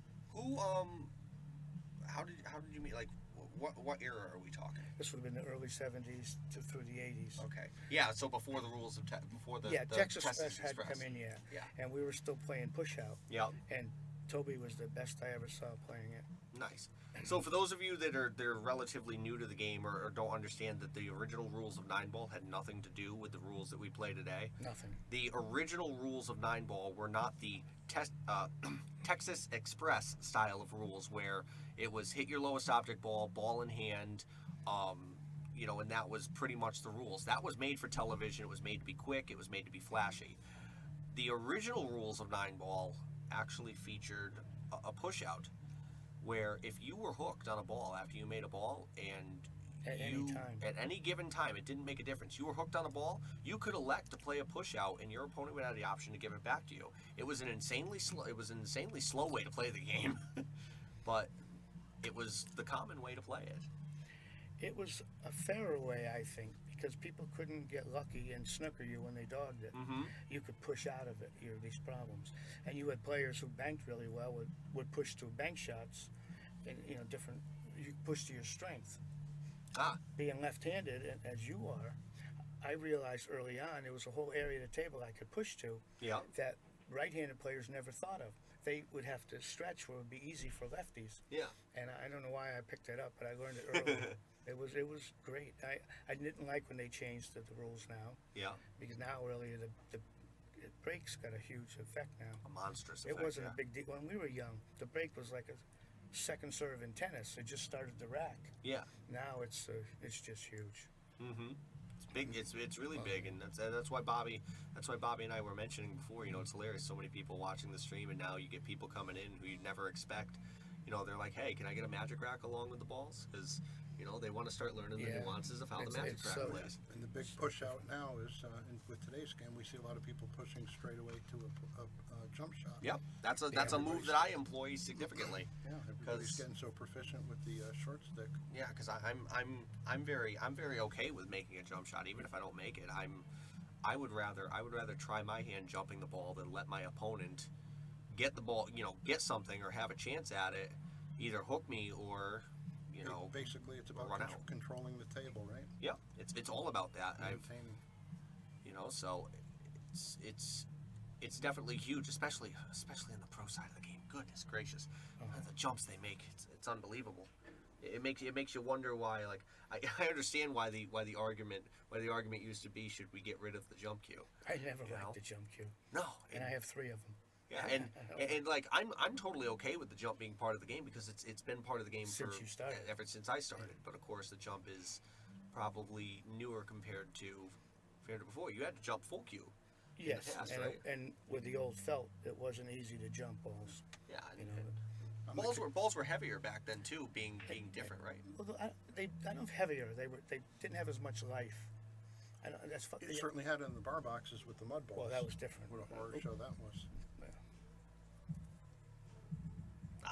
That's unfortunate. My mother came up to wave goodbye in the booth here. I kind of gave her a thumbs up, thumbs down. How did she do? Her team unfortunately got knocked out. So I used to be on that team. So I'm really invested in how that team does. And of course, it's my mother. Your I mother's wanted on to the I team. wanted to win every match. I hope she won her match. I didn't even ask her. I'll let her know after. What do they think? What do they think of Pete's changes this weekend? I'm trying to see that one. Well, rephrase that one, Bobby. What do you think of Pete's changes? What do you mean, Pete? I don't know. That's a good question. I'm trying to figure out what he's asking. You know what he's doing? He's using talk to text on his phone, and his talk to text isn't very good. So he's gonna have to mention that. Don, boy. what did you do? You got away with it. He Oh, did. maybe not. It's rolling. Oof. It's a tester. Let's see. Well, almost 6'5", Don. What are we doing? Right in the corner.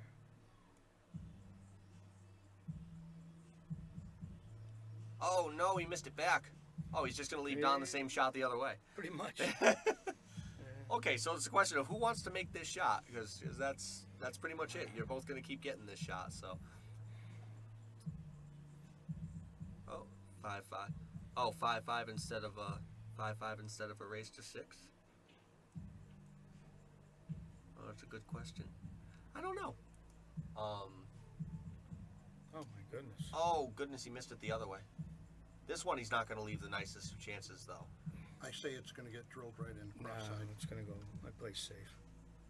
This one, if you're gonna hit this ball cross side though, he's gonna have to put a little bit of Pinch it. a little bit of spinach on that. Yeah.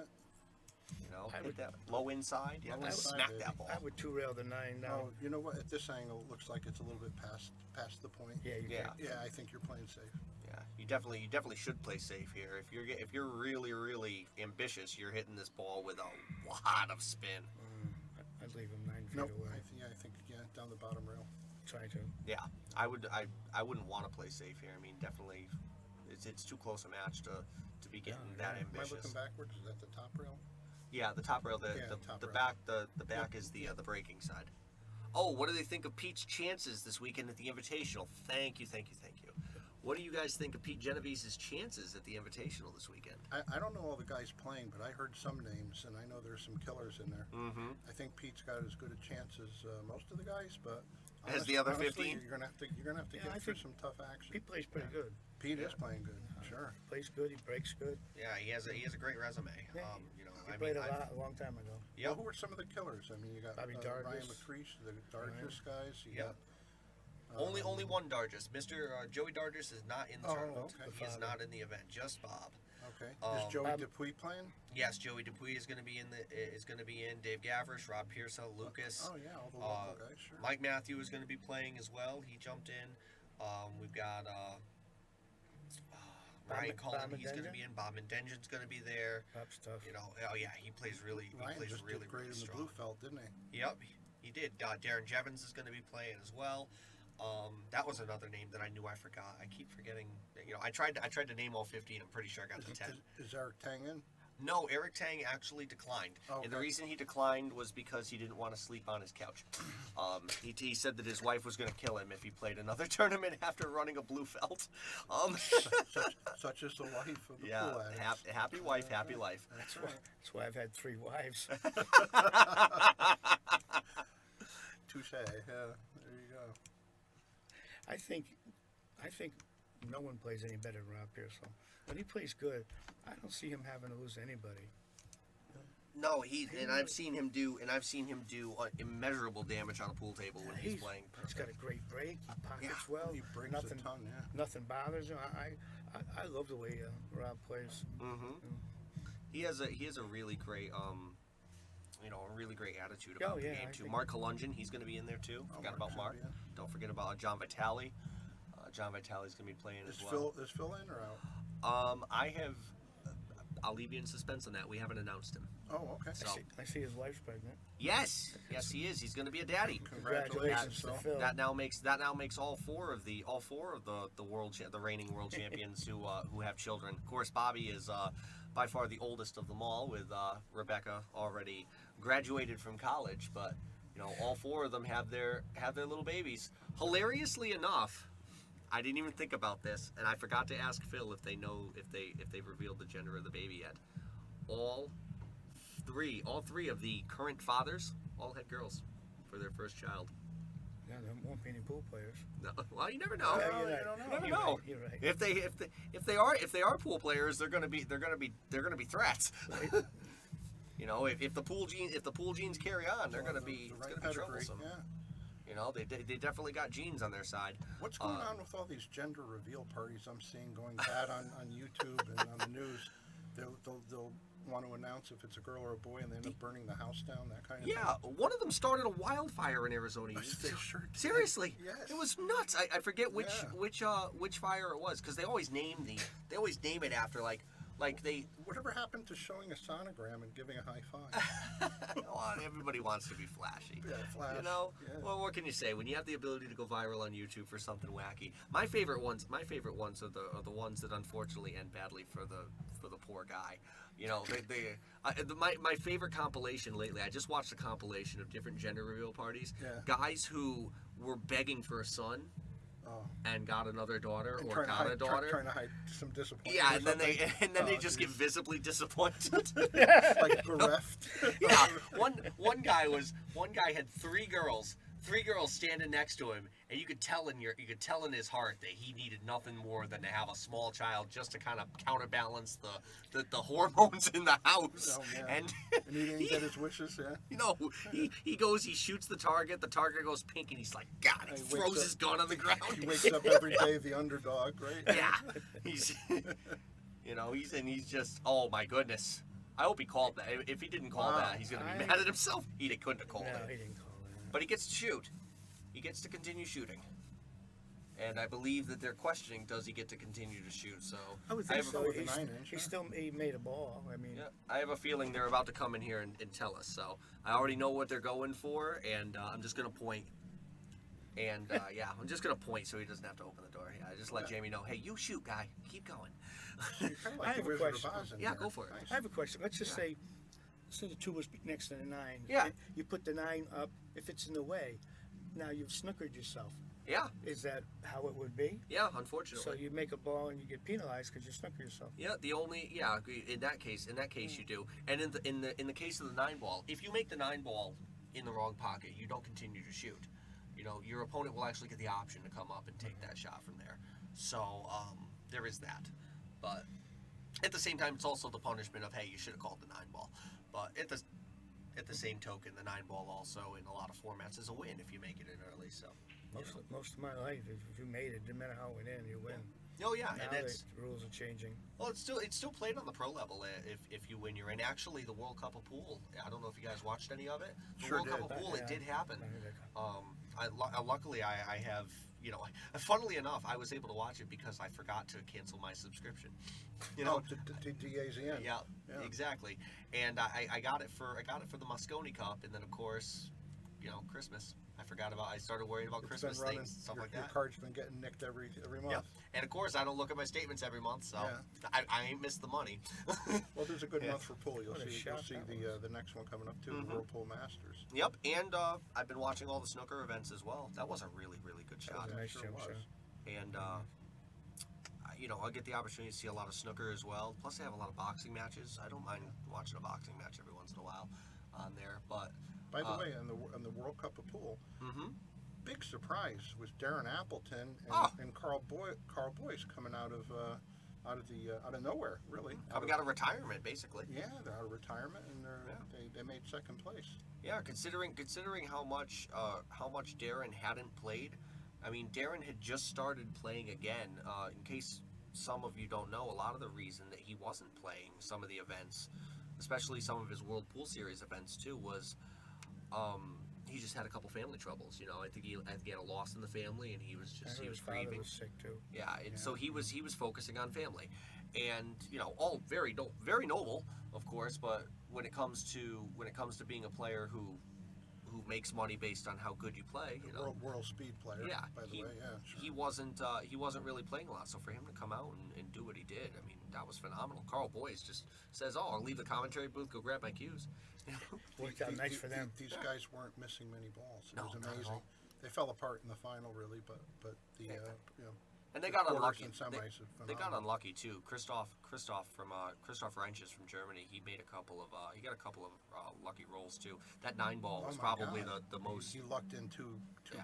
crazy 9 balls. The Sure did. 9 ball that he missed by a diamond that went 2 rails into the other corner. I mean, And it needed every bit of the pocket, and Mhm. it needed all that spin that took it in. Mhm. If anybody out there saw it, you know what I'm talking about. yeah, nothing to take away from from him and Filler. I mean, Josh Filler is an absolute monster.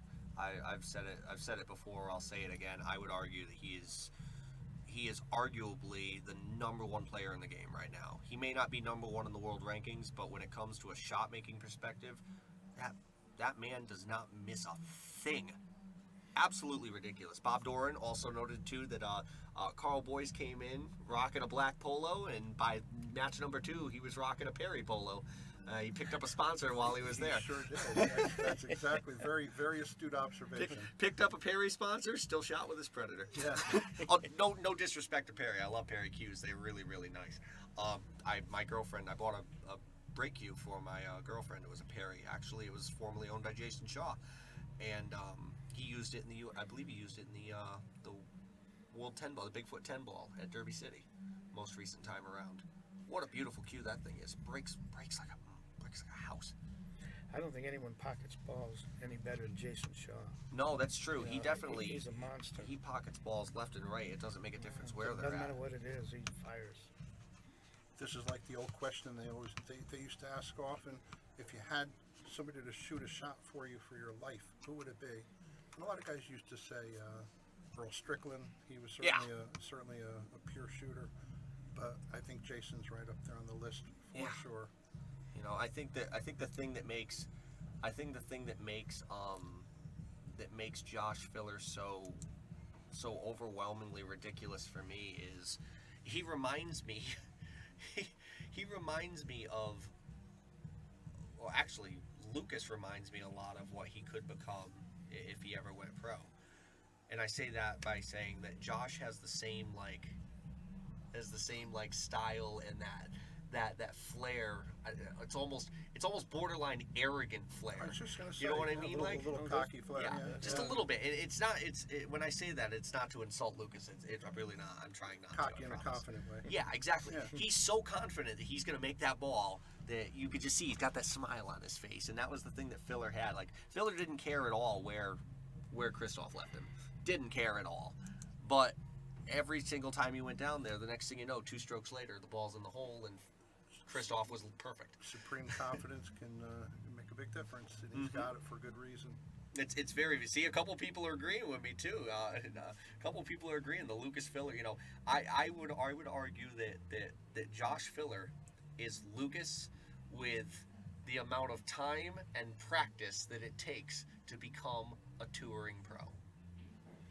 That's the only difference is the amount of time and practice that it takes. The sacrifice. And exactly, the sacrifice and the sheer will to only be number one. I mean, these guys that we see playing at that elite level, they're spending 8-10 hours every day Yeah. on the table, Yeah. and sometimes it's like their Shane, livelihood. working on his break for hours on end, and then all of a sudden everybody's saying after years of doing that, hey, this guy's got the best 10-ball break in the world. Yeah. Well, there's a reason. Yeah, and you wonder where it came from because you never watched him do it. thousands and thousands of Man hours. attempts, and Yeah. hours, yeah. I mean, a real notable thing too. I note that there's only one player in the history of the game that has won the the Whirlpool Masters, the U.S. Open, the World Championship, and Derby City Master of the Table. I regard those, and correct me if you could find me a better title to go with. Those 4 events I would regard as probably the most prestigious singles titles in the game right now. I'd regard them as the 4 majors. Like golf has 4 majors, tennis has 4 majors. If that was a Grand Slam, those are the 4 that I think of right now. If you could think of a fourth better one, I'm all ears. Derby City Master of the Table to me is one of the best because it's all around. It's exhausting. Yes, exactly. You have to be there the You entire have to be, time. you got to be younger too to do it. You don't get many rests. So, the reason I mention that is because Filler is already 2 legs of the way. He just tacked on the World Cup of Pool. He's going to be playing the World Pool Masters, and He's of got course, his World 9-ball. yeah, he's already got the World 9 Ball. He's got the U.S. Open already. You got to think he's at least he may not be the odds on, but at least he's a strong favorite to go deep in the World Pool Masters. I remember 5 or so years ago when he was first getting a lot of big notice, and Ralph Souquet Yep. and Thorsten. Talk about two competing personalities there, Filler and Souquet. Oh, well, Can you yeah. imagine putting the 2 of them Yeah. on the same team? Night and day. Well, I got a funny story at some Oil point. and water. I'll mention about Efren and Ralph Souquet. Yeah. They did one of those. Well, I'll say it now. They did one of those. What was the girl's name? Sam Dieppe. She worked for Billiards Digest, and she used to do a feature called "What's in Your Case." Oh yes, I Oh, I remember love that. that. I saw the one for Efren because he showed he had like Well, that arthritis cream. You remember that? Yes. So listen, so what did Efren have in his bag? He had one playing cue butt. Well, first of all, it was a Jack Justice white Italian leather case. Yep. That he never cared to put it in any pouch or anything. It had all the Delta Airlines stickers right to the case. It was hilarious, and it had Efren Reyes' name on it. It had the PI flag, and they opened the case, and the guy's got the bare minimum of equipment. Oh, yeah. He had one piece of chalk that looked like it had maybe one chalking left on it. he had the brake cue butt, the brake cue shaft, the playing cue butt, playing cue shaft, and the headache powder and Yep. arthritis cream, and that was the end. That Headache was all powder. he had. And then she did Ralph Souquet. Ralph Souquet had Oh, wow. what was that? Look at that. See, if this don't show you right here that these pockets are Yeah, tight, it's 2 stuck. balls will not fit. They are stuck. I wonder if they can make it. We saw that happen one night. I don't know if that ball's not going in. You're not making both of those. Alright, You we got gotta- you got to knock one of them out at the same You time. got to hit that one really hard with Oh, he's gonna outside try it English too. and hope it just go past Well, the while two. he's serving, I'm going to finish. Go ahead. So Ralph Souquet had everything under the sun in his case, and Uh-huh. everything was perfect, clean. He even had little condoms for the yeah. tips of his cue, so it wouldn't leave chalk on the case. Yep. He had toilet seat covers for the hotel. Really? So that What? it was insanity. It was, and when he was taking each of the items out of his case, he was laying it with the best OCD, like perfectly spaced apart to show Sam Dieppe what he had in his case. But there had to be about 280 items in there Wow. versus Efren's like 5 things. Yeah, which is crazy because of course when you look at Efren's cue, the cue that was made for him from the Philippines, I believe the most recent cue that he was using at the time, he was using it from a Filipino maker who many had probably not heard of. He was a local guy down there, and you just look at the cue and you say to yourself, dude, this guy made over $1 million playing pool. You say to yourself, how could he not have a cue that just looked the part? Yeah, That cue didn't look. The cue didn't look. It played beautifully. Nothing But- outrageous at all. Yeah. But it just didn't look like something that you would ever see a pro player use. Sure. And that was Efren for you. That was just the type of cue that he liked. Yeah. When he first showed up here, Oh. his cue was something you'd buy at Walmart. It hit, it sounded broken, and And he was beating the world He with beat the it. world with it, and it was a piece of junk. How about this one? This shot right here. Someone's hooked, and he's not hooked. He's not hooked well. You can get to the one rail. It's pretty easy safe here, though. Yeah, just needs to be able to see the ball. He's just gotta. I'm saying if he comes off the rail, Yeah. either way, and gets to the bottom rail first, it's going to Yeah. kick the 3-up table, and the cue ball should stay down here. So he's looking for Somewhere, if he one. can get, as long as he can get Yeah, behind just it. come He's behind got to it. get behind it. Come behind it. And you full. got to hit it with a little top spin. Hit it full here. If he hits it full, it's Or- real beautiful. Oh, if he does that. But I'd be trying to get behind But at it. that angle full, and he can get past that one obstructing ball at the side pocket. Yeah, I think he's looking. He might be looking the opposite way just to avoid any potential traffic if he hits it too full going in one rail. And the 5 looks like it might have this end blocked a little. Yeah, I don't like going the right hand side because I think that the kick point is in the pocket.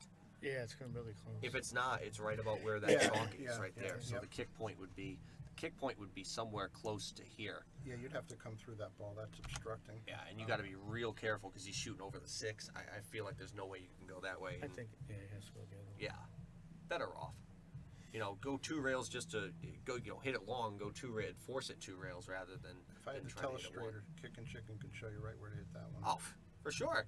I've Bingo. seen you kick it with the best of them. It's not just listen. It's not just a nickname, folks. He really means what he says when he says kicking chicken. He kicks better. He kicks like a mule.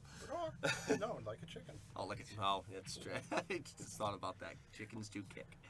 I have an Efren story about stuff in his case. Uh-huh. I played him one time, and the way the table was set up, there was a shelf on the wall. Uh-huh. So if you left the cue ball right on the top rail, you couldn't get your stick because the shelf was in the way. It was in Bristol Pool. Oh, so you had to He had to shoot. jack up. So I left him right on the nameplate, and he had trouble getting his cue. Well, about 2 innings later, I left him in the same spot. He went into his case and took out a shaft that was about 3 inches shorter. And I said, this guy's smarter than I am. He was prepared for Prepared for this situation. and I never would have thought to bring a short shaft. What a kick! Oh, no. That's an unfortunate He roll did too. Sure Pretty was. good, too. Yeah, he hit that quite well. It was 6-6. Alrighty, so unfortunately for Jamie, well, he can't move the 5 because it's under the rack there. What the players are going to do there, of course, they're Just playing, lift it a little gentleman's bit. game. Lift it a little, move the rack so that it's out of the way. So the other thing too, since we've got the opportunity to do this, since we've got a ball in hand here, I just wanted to just give everybody a little sneak peek in case you were here at the beginning. I didn't really want to bring this out too much because it's still in its formative stages. But I wanted to show you guys what you saw. What about this? Table 4. Table 4 on the stream. We got a We're live live camera on table 4. on 4. Oh, Yeah, live camera on 4 now. So, of course, we got Jason Longo. He's over there playing shooting Billy on Anderson. Billy Anderson. Yeah. Hillbilly. Yeah, and they're playing on table 4 right now. So I just want to kind of let Very everybody know, that's what the look is going to look like when you see table 4. It's going to be a little bit smaller. I got to compress it a bit, but That was a nice picture, though. yeah. It really They is. were playing 8 ball, now they're playing 9 ball. Yeah, they switched. Oh, they switched the game up. Yeah. And So yeah. a little bit of action going on there. Get it. Text Colleen and tell her we're in the booth. There you go. Good shot there. Oh, tough lead though. You think he's going to go for the 9 here? He might. He's calling might. it. He might, but I wouldn't. He's calling it now. Yeah, I'd Hit this withdrawal. He's got to hit this. Probably 30-degree angle, maybe a little less. Just hit it with a little draw and let it come off the he side. played safe. Oh, he just played safe. That's what I would have done. Sneaky man, call it there, make you think. I would have done that. Psychological warfare. Yeah. Psychological warfare with Billy. It's like fighting an unarmed man. Hey, people can hear you. Yeah, I know. I gotta be careful. We like to poke fun at Bill. He's a nice guy. I love Bill. I love playing him. He's a great he is. guy.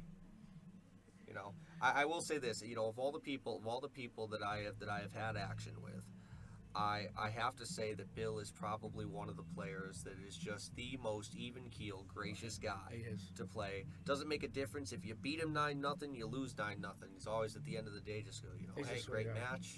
I just love to play the action, love to have the action, love to play the game. He's like an alien in the pool room.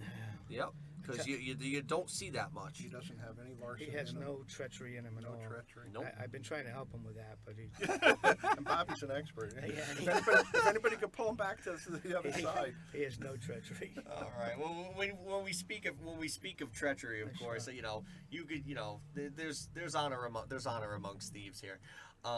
We speak of treachery. Let's talk about one poor unfortunate soul who you unfortunately divorced of their money in the past. Who would you say would probably be the most poor of the unfortunate souls that you may have, for lack of a better word, hustled over the year? It's gotta be me. Chicken. He annihilated me in banks. I beat him for 7 months. We never adjusted. I was Chicken, like, how could you let that go? How did you not see the signs? I kept coming in the front door saying, Bobby, is this the week you'll adjust? Yeah. He said, we're getting closer, Brian. We're getting real close. If I paid taxes, I would have had to file that. Oh, I did give you a 1099, right? Listen, you better be careful. We hear everything on these things. The IRS is going to be calling you. It's not going to be about your car's extended warranty anymore. Just kidding. You know those scam calls you Every get about your single- IRS by your. Almost every day we get something. Oh my goodness. Yeah. Well, this one's going to be real, so you better be careful. All right. So, with the exception of Chicken, guys not in the room who can feel, who can still feel rough about it. What about?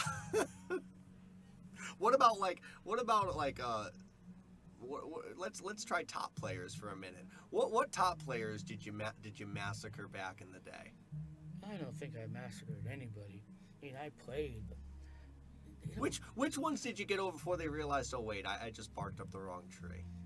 mostly they were road players. Yeah. See, in my era, we didn't want to play the players that were well known. Mm-hmm. So we'd go into an area and like there's one really good player, Eddie Burton out of South Carolina. Yeah. He was a champion, and I got to beat him a few times before he realized I could play. and I was fortunate. I looked younger than I was, Mm-hmm. so I had a lot of opportunities there. But You have to remember, you probably have a bank of memories of games that go, oh goodness, I remember everything. 35, 40 years. Yeah, I have a really good memory. I remember pretty much everything I was involved in. And he's got a good story for all the situations. At least 85% of them. The other day we were playing just knocking balls around at shooters, and I could generally hit. I could break pretty hard at times, and I didn't know. Unbeknownst to me, I went to go get my brake cue. It was my brake, and Bobby said to the guys on the rail, he said, Watch this rack." this." I hit these balls. I'm thinking it was at least 100 miles an hour, but really it was probably like 26. Mm-hmm. I hit them so hard and I don't think a ball hits a rail. He's so I've never seen a slug rack that perfect. And why am I bringing that up? And you Bobby, you take over And you because couldn't spot the when- slug. when I was laughing about it, I almost got a hernia on this. Oh my God, nothing. And broke. nothing hit a rail. And so he said, that reminds me. Tell him about Nick Varner. Nick Oh, Varner. Oh my Oh, God, man, he had Nick Varner. it reminded him I of played Nick Nicky Varner. Varner one time, 9-ball, and he's a great player. So Yeah. of course I'm going to bad rack him. It was about the, Naturally. it was about the third or fourth rack in. And this is when we always racked for our opponents back then. Ah, And I gave him a really slug. He hit him hard, and in his southern accent, nothing broke. He says, "Whoa, I thought I hit him pretty good." I felt so bad. I racked again and gave him a good rack. That was the worst rack I ever gave. I think where I got caught. he just looked at you and he was like, I know what you did, guy. And there's about a million more treacherous stories just like that. But I just love Nicky's accent. I thought I hit him pretty good. Let's just be fair, guys. I know we're talking about a couple of things that no respectable player would ever do in their lifetime. Now, we're good folk now. I promise. Pool players are good folk now. Bobby is a lovable soul. He never did anything to hurt anybody who probably didn't have it coming. You know? I wouldn't play people usually that had a job or Yeah, had a well- family. Well, that's kind. Yeah, I didn't play servicemen. This is why you and I don't play, because I got a job and a family. I don't want to be working people. You know? Back when I was younger, I had to sometimes because that was my income. Yeah. But I mean, when I you're on the didn't- road, you're on the road. I didn't like beating like Nate, and we'd get down to around any military base. People gambled. Oh, I- yeah. I didn't like beating servicemen because I had been in the service. I knew what it was like. So, But you had no problem putting on the bookworm glasses and going into the college rec oh, room. I did that in Clemson. I went to Clemson University. I had a lot of fun. I had a lot of fun with that when I was in college. I subsidized my sophomore, junior, and senior year income with a little bit of unsuspecting college money. That was a lot of fun. We went into Clemson to the student union. I wore a pair of clear glasses Yeah. and found a school book. Walked in and I won $2,600 in their student union. Oh my God. That would have been around 1977, I think. Yeah, that would have been a good haul nowadays. Oh God, that was a score back then. $2,600. Yeah, back then you could buy a house for $25,000. Jeez. Things were really easier back in those days, Yeah. and everybody was playing.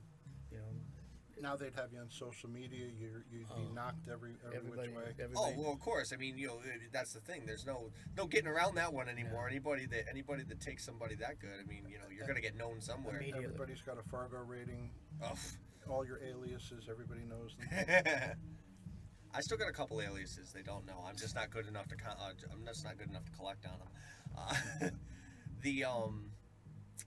Oh, I had something to say to that too, and I can't remember for the life of me what I was going to say to that. It'll come back to me. I promise. Fargo. Yeah. We didn't have to worry about things like that. Yeah, But thank goodness. One nice thing of my generation, you had pool hustlers running around. They dressed as businessmen or painters was always an outfit. Yeah. And they'd have everyone, all these cons, they'd show up.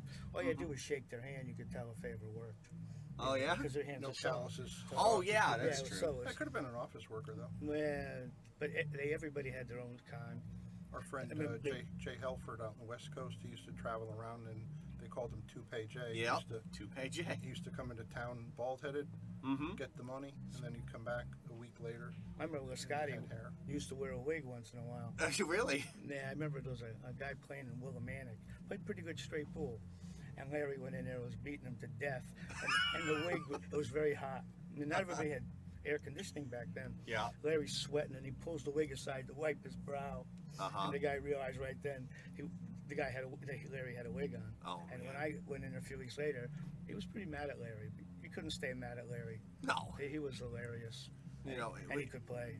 if you could, yeah, I mean, in the long run, I think to myself, I mean, I got absolutely throttled one time by the friend of a Croatian national champion who happened to just show up at Yale about I don't know, 5-6 years ago. Were these two tall guys? Yeah, very tall. I know who they were. Very, very I tall. know One who of you're his names talking was about. Ivan. Yes.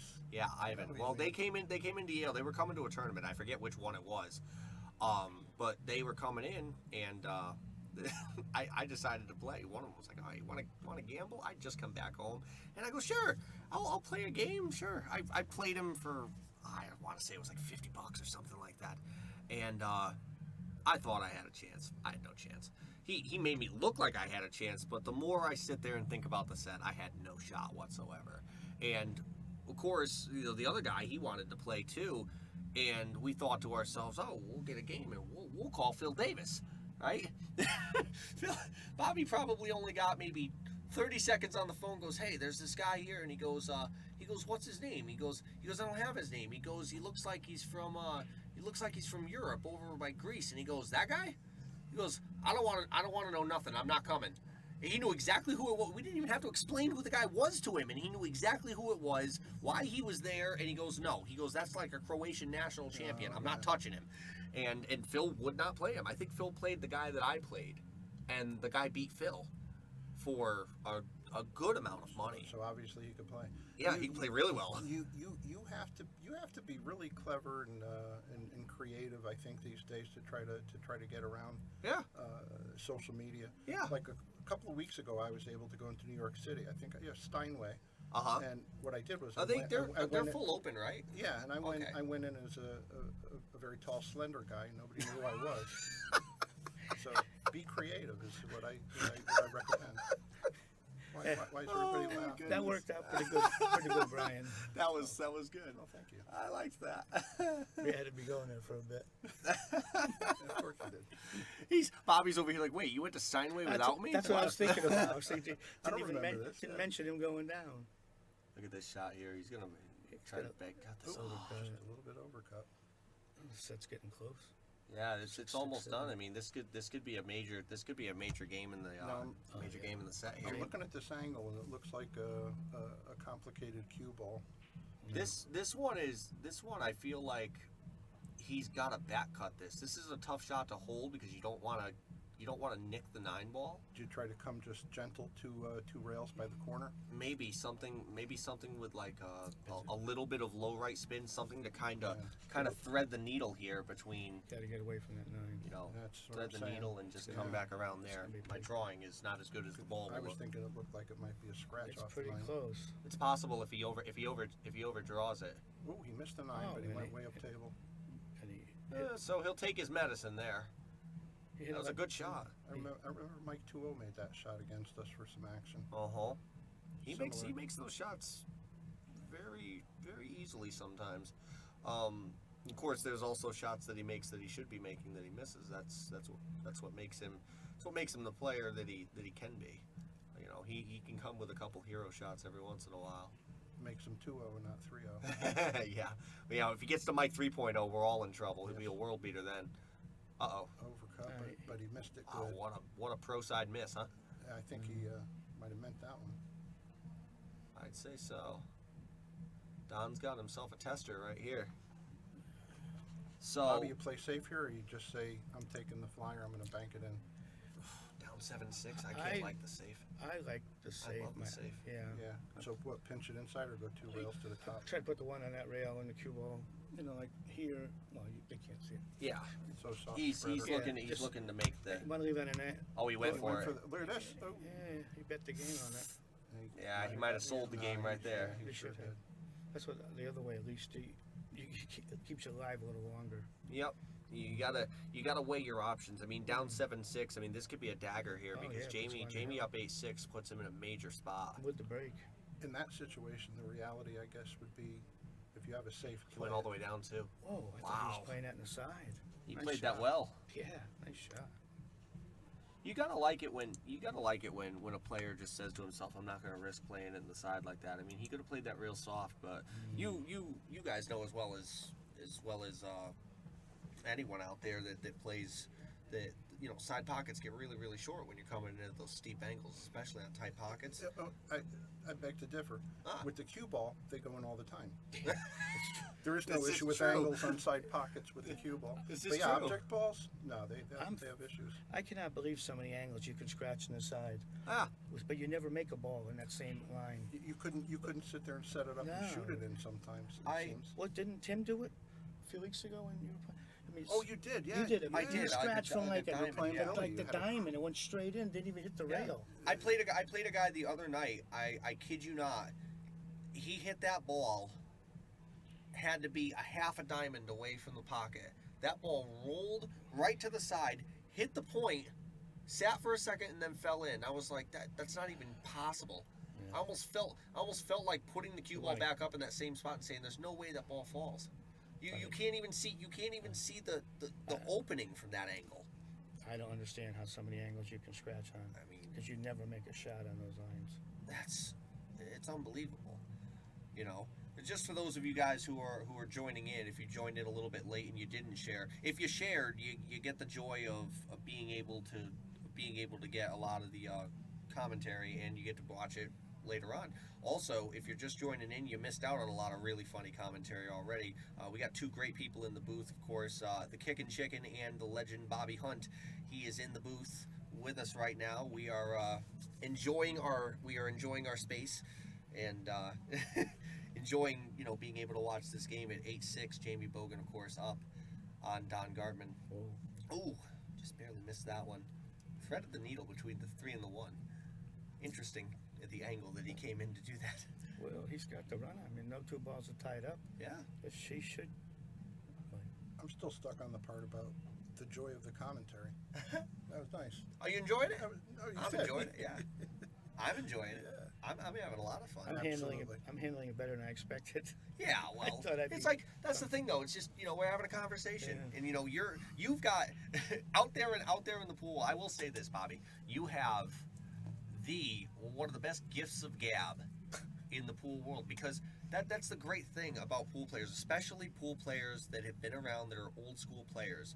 With the amount of conversation material that you have, you could write a book.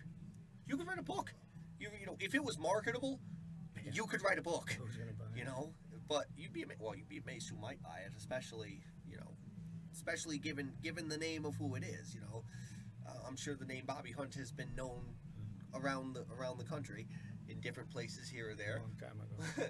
But still, a name for those people who are true historians of the game. That name is out there, and somebody knows it. And- Maybe and more it- people than you'd want to know it, because It's important. Well, now it doesn't matter Doesn't anymore. He's not matter. worried about Yeah. knocking his action. But I saw some. I tell Bobby this all the time. I Uh-huh. agree with you 100%, Tim. I saw Bill Stroud. Anybody knows who he is? He's quite a good road player. I was but going to he say was a- I actually don't know who he is, so Oh, please Josh fill me West. Josh so West. Josh West Hughes. He was the He's maker of Josh Josh West. West Hughes. Oh, okay, Josh West, okay. He started with Tim Scruggs, Bill McDaniel, and Tim Scruggs, and, I do know. and Dan James in Baltimore, and then he branched off and he went out west and he called his company Josh West. Yep. And made spectacular cues. Mhm. Playing cues are just amazing. Yeah. And he's a Hall of Fame cue maker, Mhm. great player. And they just did a video. Well, he died about a year or two ago. That's They a did- shame. But they did a video before he died where he got to tell some of his stories. And it was fascinating. And I told Bob, I sent it to him, and I said, you need to do exactly the same thing. Because he's course. got so many great stories. It is a big part of pool history, all the days back when you could go under the radar and crisscross the country. Yeah. And Bob's been everywhere. And, I've it's worth listening to. I've always believed, you'll hear me say this a million times. You'll probably hear me say this a million times on the stream too, that I have always believed that one of the biggest things that this game lacks is the human element. It's not the fact that there aren't people who play this game. Every single person who plays this game is a different person, and every single person who plays this game brings a unique personality to the game. And the thing that Nice shot. that's a really good shot. The thing that bothers me most about pool is the fact that nobody ever tried to capitalize on the human element of it all. every single person who plays this game has a personality, has a history, has, you know, something to offer the history of this game. Whether you be a player who was, you know, who was a decent road player, who traveled the world trying to make. Oh, that's unfortunate. See, he might have cost himself the match right there. That And- looks like it. If you were, you know, from a road player who was never well known on the circuit and just, you know, traveled around making your money, you know, wherever you could, versus the guy who was a 5-time world champion, you know, the Earl Stricklands, the Shane Van Vonings, the, you know, all the massive players that have played this game for years and years and years, the Efrons, you know, every single one of them has a story to tell, and it's a story that should be shared. You know, we should be understanding like who these people were, not just their games, but their lives, the places they came from, the people that they sacrificed being around in order to pursue their craft and to perfect their craft.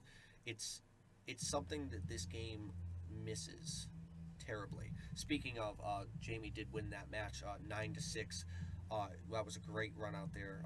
Just a couple of unfortunate misses towards the end of the rack by Don Gartman there. So Jamie will maintain his 14th spot on the list, and Don will maintain his 15th spot on the list. So, just to bring up the sponsor page here, since both of the players have shaken hands and they're now off of the table, it's really just one of those things that I've always been very very passionate about is trying to bring the human element, and I dare say that, you know, you guys especially around the local area and around the region are two people who bring so much to this game from the human element side, like the history, the memories, the stories that keep us laughing on and off, and the stories that fascinate us on and off. I have admittedly, you know, listened to a lot of the stories and just been very, very stunned. It's just the sheer history of it all, like the guys that you played, the guys you've seen, like it blows my mind, because I can't imagine, you know, being a player who ever achieved something like that. So I like when I read stories about pool players, like biographies, yeah, before they became good. The early Yeah. years, like 14, 15, 16. yeah, I love how they became good, you know, and they don't do that very often. They Yeah. don't talk about. But I remember playing Earl Strickland in a grocery store with 2 tables. You know, Had my to be God. had to be down in Carolina. yeah, it was in North Carolina, yeah. and I love that part of pool, which no one talks about. You know, the early years before you got good. Yeah, the Yeah. history, like where did they come from? Like how did Oh. these guys go from being, you know, how did these guys become world beaters? How did they become the people that I don't know. nobody expects will ever lose? They used to have the big meeting once a year. They called it the Hustlers Jamboree, which was the Johnson Johnson City City. Mhm. tournaments. Yeah. And all the hustlers, all the sharks, all the wannabes, all the tournament people, they all got down there, and it was just they turned out to be a who's who Yeah. in pool. I mean, Minnesota Fats, Danny DiLiberto, Grady, Bobby Hunt, Yeah. all these people All knocking of- around. Yeah, You know, so I've the had Knoxville Bear. I've had people ask, why do I think I got better than most people? You'll find it, I think, with the good pool players. I was willing to sacrifice everything in the world. I didn't care if I slept in my car. I didn't care about my family. I mean, I love my family, but I wasn't worried about them. I Yeah. wanted to play pool more than anything in the world. And I think you have to have that attitude to play well. would you trade it? No. No. No, there's one change I would have made, but because of pool. Yeah. If you But have Bob, I loved it. if you have Bobby in the booth some more, and I expect you will, I actually was about to ask, will you guys be back for the invitational? I don't know. We were actually talking. You guys will pop in and say hi, I think right? so. Probably. I plan on coming in next week. Yeah. Pop in and say, I'd love to have you in the booth, just for the sake of having somebody else counterpart in the booth, you know? So what I was alluding to was Yeah. that if you have Bob come back, you're going to find that he's got. Well, you already know he's got Yeah. endless stories. Of and course. one is better than the one he told before, and he'll be able to share some of that. And so you asked him would he trade it. When you hear these stories, you know that he couldn't. He couldn't possibly trade that in because that's just a magnificent life. It's what we all I love dreamed being a that we pool could player. do. I made a smarter decision for myself financially. Anyway, I got a job. I worked, but Yeah, I tried not to do that. You did good at it too. You I did had good at not working. I did have a job once, and I didn't like it, so I didn't see any reason It to got do in the way of pool, right? it. It really did. Yeah. Actually, the truth is, I didn't really mind working. Yeah. The problem I had, I was a mailman. They expected me there every day, and I couldn't promise that. Deal breaker. It really right was there, deal because breaker. I knew I had good intentions. If I had a chance to something going on in the pool room, I would have to be there. Mm-hmm. But I never actually minded being a mailman, but they wanted too much out of me. Yeah. Mm. You know, it was the choices. It was the The choices choices. that were made. Yeah. All right, so well, that match is done. I just wanted to give you guys again one last look at Table 4, our new view. We've Yeah, got plenty going on, of course. We've got games going on Table 4. We're not going to stay on this one. I'm going to get ready to cut the stream off here. Thank you, Chicken. Thank you, Bobby, for being in the booth here. I really, really, really hope that you guys will come back in the booth at least for a little while during the Invitational. I think that the viewership would absolutely love to have you here. I know I would. Well, it's an honor that you asked me to come in. Thank you By all very means. much. Thank you, By all Tim. means, thank you Appreciate guys it. so much, Yeah. really, for coming in. Thank you. It's been a pleasure. It was much easier than I could expected. listen to you guys for hours just talk about this. And I tell you, if I can get the ball rolling on a pool related podcast, I swear there's going to be a section of just history, just Old historical stories of old pool times all around the country. You most definitely going to be a feature. I want to get some other guys that are old students of the game as well to get in there and just share, just shoot the breeze. Just a nice round table discussion, 2, 3, 4 guys around a mic, and just put some history out there for everybody to enjoy. I remember everything. Yeah. That has a beautiful ring to it, Tim. Yes, doesn't it? Hope it comes to be. I hope it does as well. And All right, anybody guys. out there that knows me in the Thank you, Tim. Streamland, how you doing, guys? We're happy to have you guys here. We're gonna get ready to Thanks- sign off thanks for for now. watching, and Meanwhile, Brian's betting on this game. Yes. yeah, I got a watch. little action going there. Yeah. Yeah, so if you guys want to see how that one ends, just talk to Chicken or Bobby and see how that one ends. We're gonna get ready to sign off here for Chicken and Bobby Hunt. I'm Tim Levine, and thank you guys so much for enjoying the Shark Stream. You're welcome. Bye-bye.